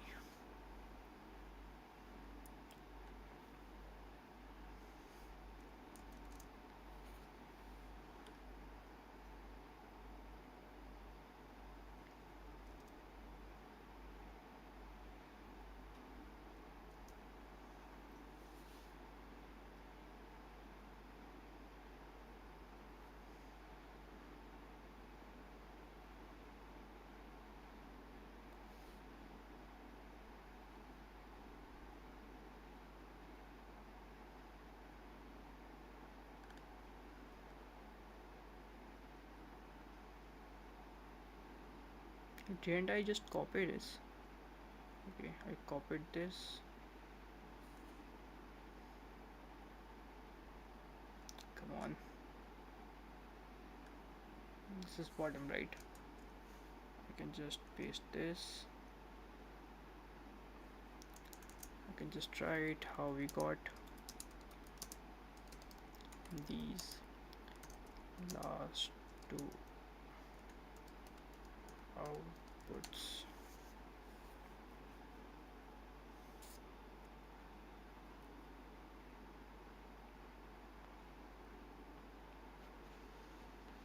So here Python gets them.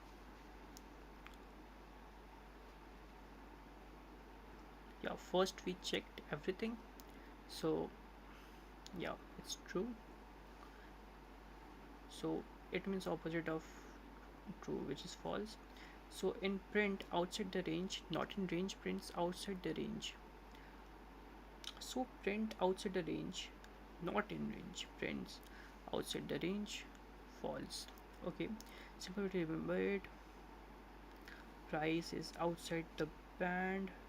Okay, so we just have to figure out if it's inside the range or if it's outside the range. If this is true, this will be false. So I just have to understand it in this kind of way, so that if one is true, the other will be false, and vice versa. Okay, combining questions and or not. Real trading rules stack several conditions: price above support and below resistance, near the open or near the close. Three logical operators: glue yes, no answer together, and only true when both sides are true, true when at least one is true, flips true to false and back. Yeah, makes sense. The surest way to learn them is truth table. Every combination of yes and no inputs with what each operator gives back. So A, B, A and B, A or B, not A.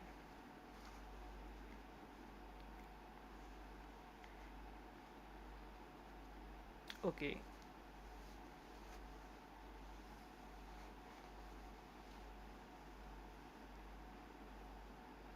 and needs both true or needs just one, not simply flips it. Green equals to true, red equals to false. Yeah, makes sense. Read the rows like sentences. True and false is false, both must hold, but true and false is false. True and false, yeah, both must hold. True or false is true, one is enough. In example, price support and price resistance is true only because the price clears both tests. These little expressions are the seed of every trading rule you will ever write. In chapter 13 we will write them into if statements that actually act on the answer. Okay, so key idea is arithmetic operators makes number comparisons are this, make true and false, logic and or not combines true and false. That's the whole toolkit for turning prices into decisions. So did you know one tiny operators once shook the whole Python world? In 2018 the language added walrus operator.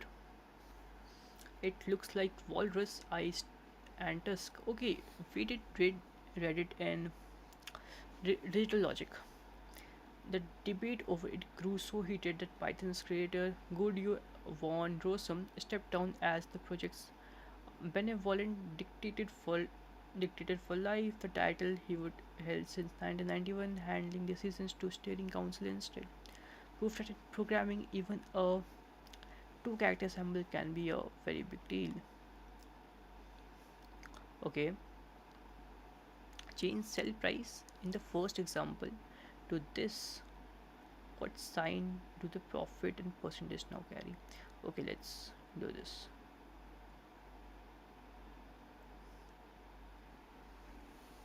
So first we have to,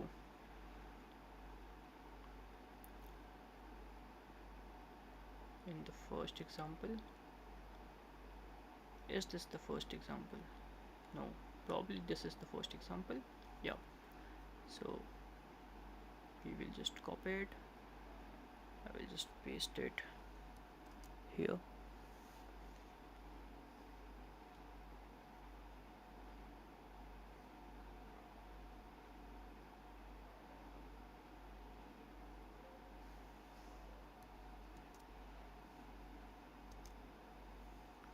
Okay, what changes do I have to do now?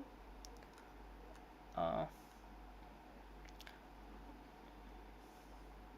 so we have to change the price to this, selling price to this. Okay, yeah, we bought at a higher price, selling at a lower price, so we will have a loss. What sign do the profit and percentage carry now? The profit and percentage. Okay, what's carrying here? So profit, total profit, and percentage. Okay, let's see what happens. Yeah, it's on a negative side. Everything just fell down. Everything is on the negative side. Okay, makes sense.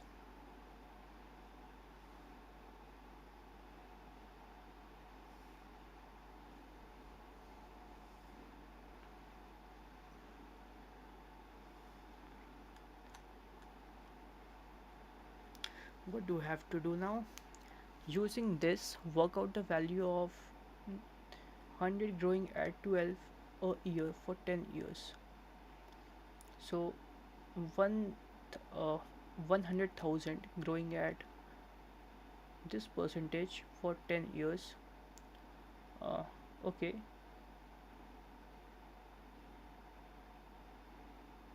how do we use this? We'll see. First, let me just write the code.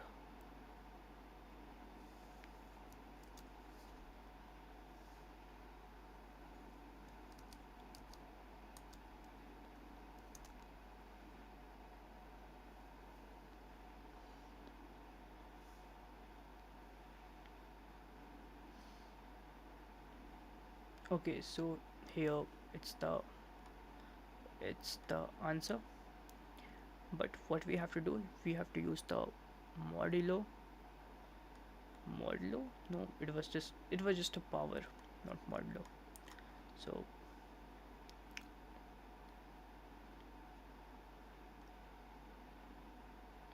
we read here how the power thingy works.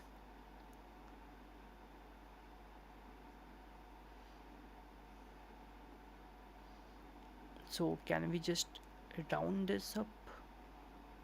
I think I can round this to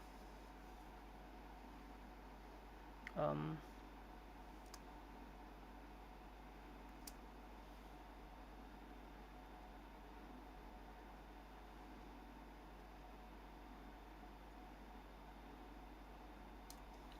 I don't need to minus the first amount, like 1, so that uh it will only show me the profit.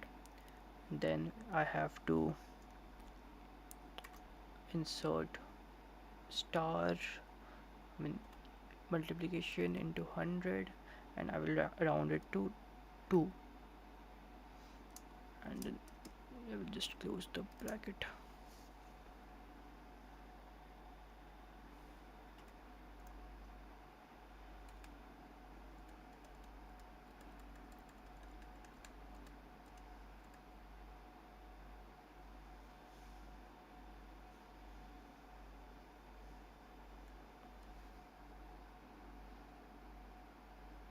Okay, I'm not sure what I did, but I believe I'm right. Like, hopefully I'm right.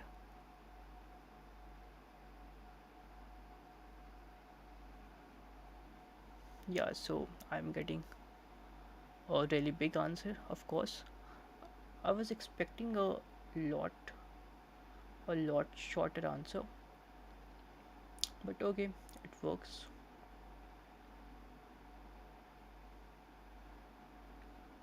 So do I need to convert this mm, into another term, which, let's say, I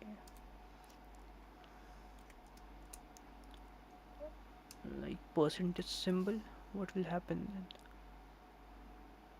Okay, it threw me an error here, so I don't know where I went wrong. I have to see.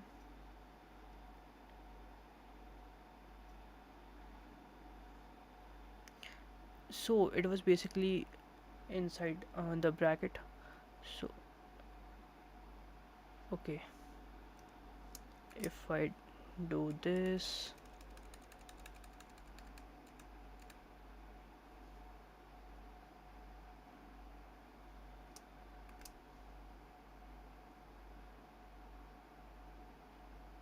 nah, it still ain't giving me that percentage. It's rounding me. It is giving me the round of value, but not in percentage. So how do I actually convert it into percentage? Because I thought after this it would be in percentage, but nope. How do I actually convert this into percentage?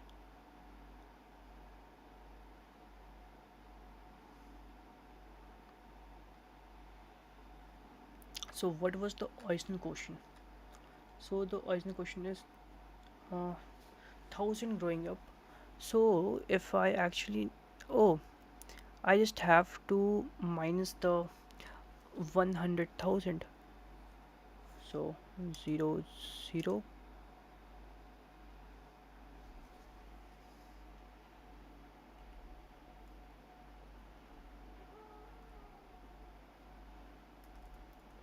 So double zero, double triple zero, and hopefully it works. Okay, it isn't working. It isn't working yet. Um,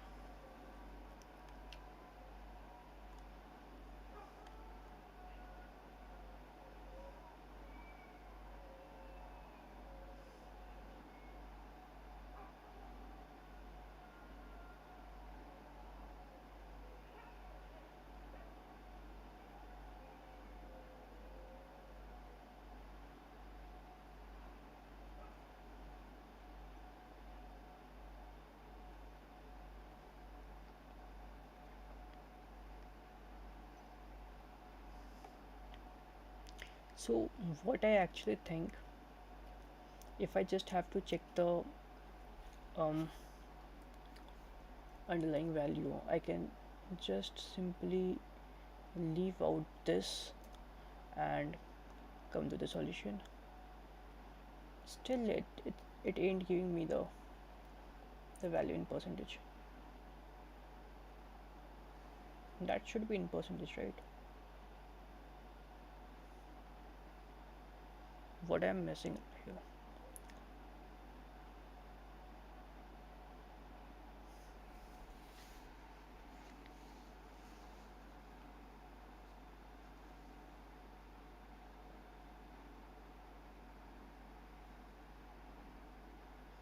I think I have done everything exactly as here.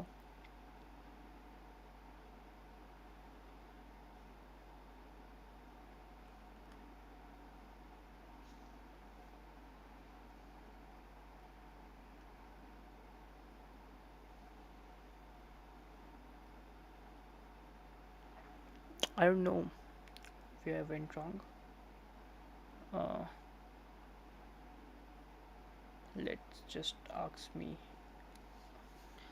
the AI where I went wrong.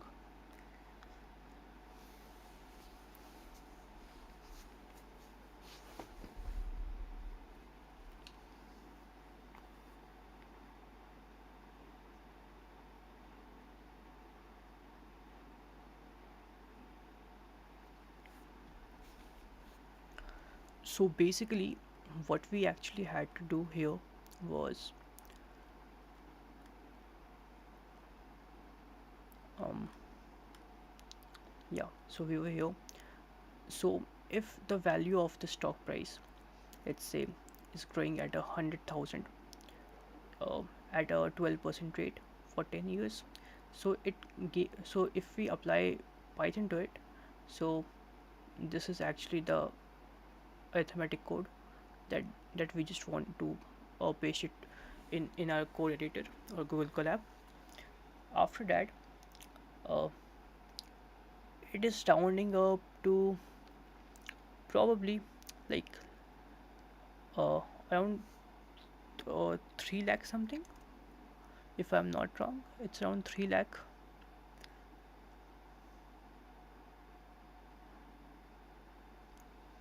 Yeah, it was around 3 lakh. I have to just cross verify it.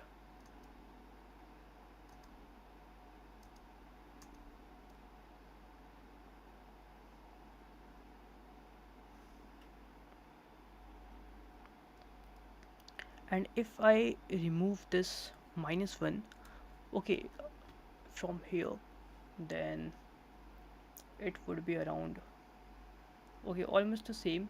I just wanted to remove the underlying price, like the total price.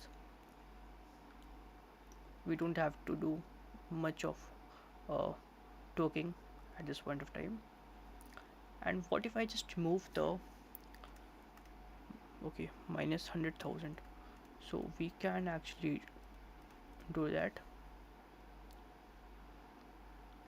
So it will give us this value rounded up to 2 decimal places. Okay, makes sense.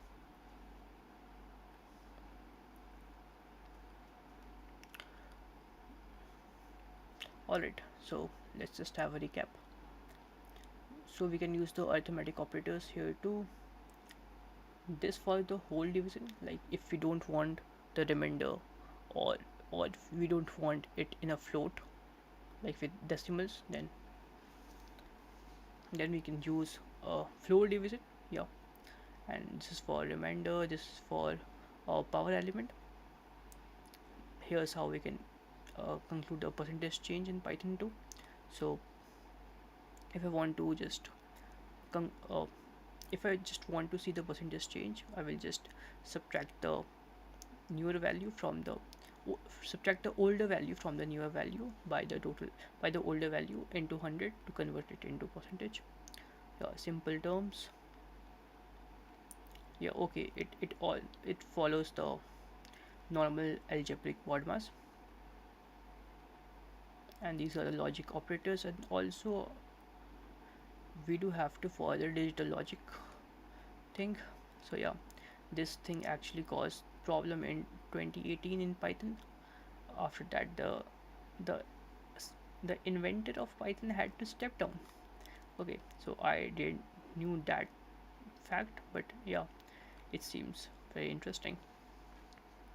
Okay, so we are done with this. We are done with unit 6 now, in just 2 hours, like less than 2 hours. I believe I can finish till probably till half of this, like till sets tomorrow. Yeah, I'm just targeting it like tomorrow or at in Monday, because tomorrow I do want to read some other stuffs. So basically I'm just streaming it for myself, not for any viewers, so that I can just keep it as the benchmark for me only, that I did grind it. a lot during placement time. So yeah, makes sense. And also it do improves the explanation skills, and I do understand the problem or underlying things in a very better way. Okay, so we will just jump to input, output, and function strings. This is function strings or format strings. Uh, Probably it's function strings. Let's just see what it is. After that, I will just go around. So f strings, mostly f string is function, but we have to see what this f actually means here. Probably function, but yeah, let's just see.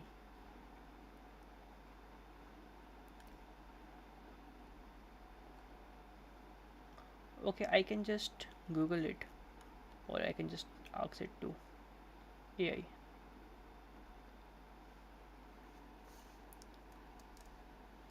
So what this f mean here?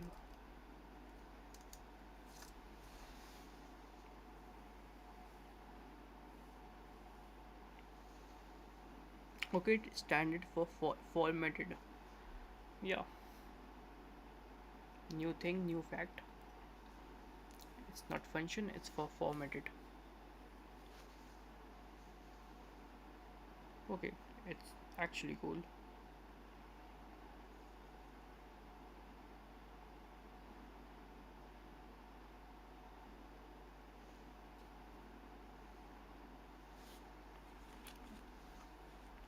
So what we can do from here, um,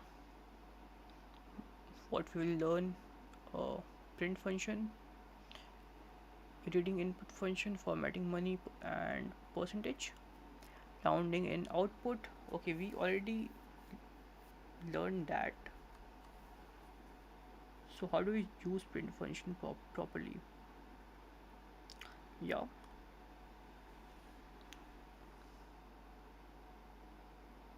so yeah, it's basically underlying stocks like NSE stock, Reliance stock. We will just consider these as instruments. Okay, so I'm just planning to revise these three units again. More likely this unit, then I will just come back to unit 7. So yeah, I will just copy the link and paste it mm, in my to do. So here, okay, not here, here. So I do have a to do list. So we have to Python unit 7. We have to start from here. Okay, why this got copied?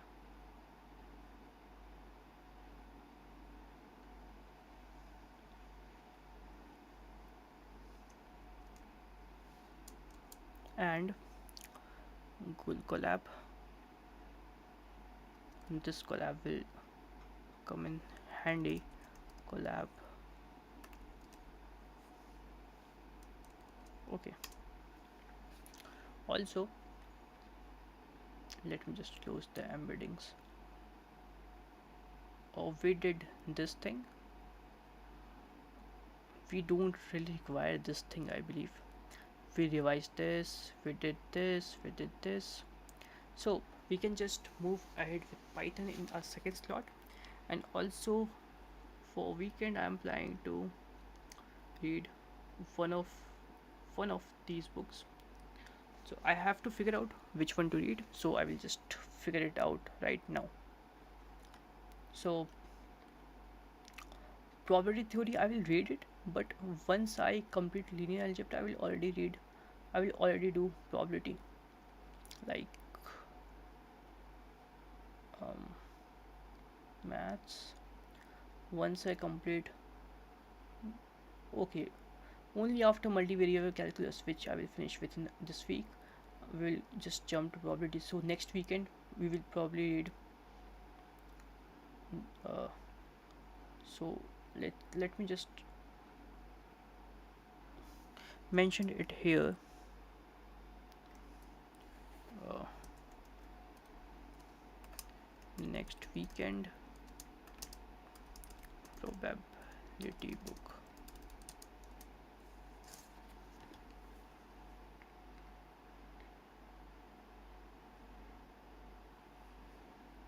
So this weekend, uh,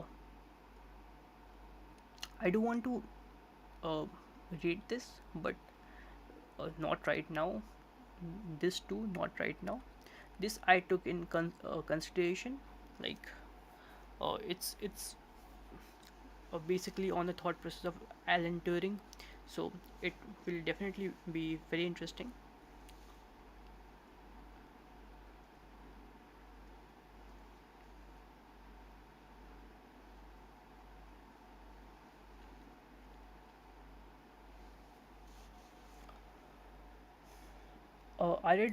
I read a bit of this book when I was reading much about physics.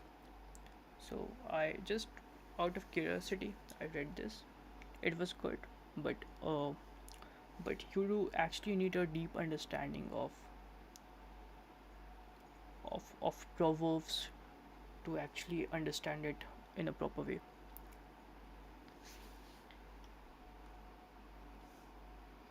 So actually, this weekend I do want to read something which is more on a passive side. Like I did a lot of things in application based, uh, like application based theorems and more on the active side. So I want to read which enhance my soft skills.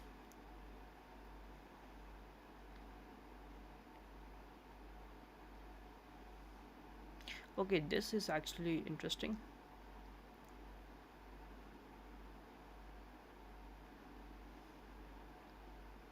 Okay, I will read this tomorrow, this weekend. So I figured out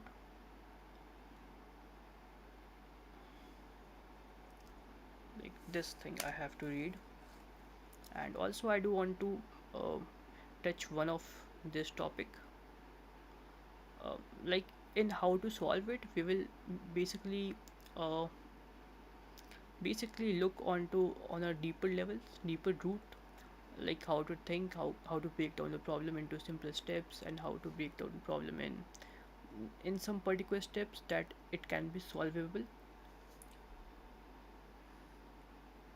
And this is actually far more on a philosophical term that I want to study. Okay,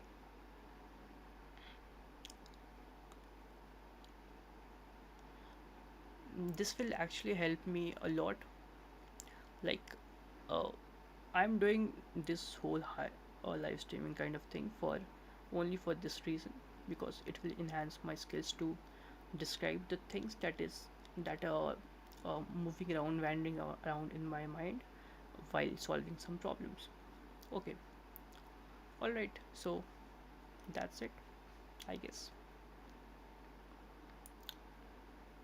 For weekend, I will just do this and work on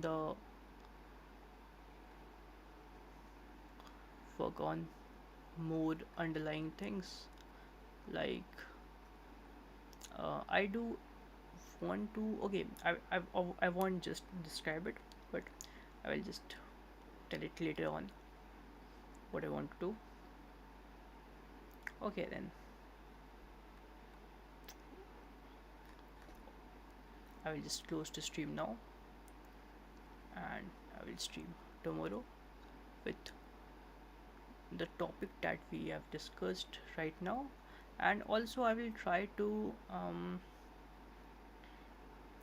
continue with, for one session we can also do, like, do we have exams for this section? No, we just have a problem set one for this, How hard is the problem set? Okay, let's just see how hard is the problem set. So, okay, I can just practice for problem set in one session, and I will try to give the problem set. Okay, I can do that only in a in the one session. So yeah, that's what I'm thinking at this point of time. Alright, I will just close the stream now.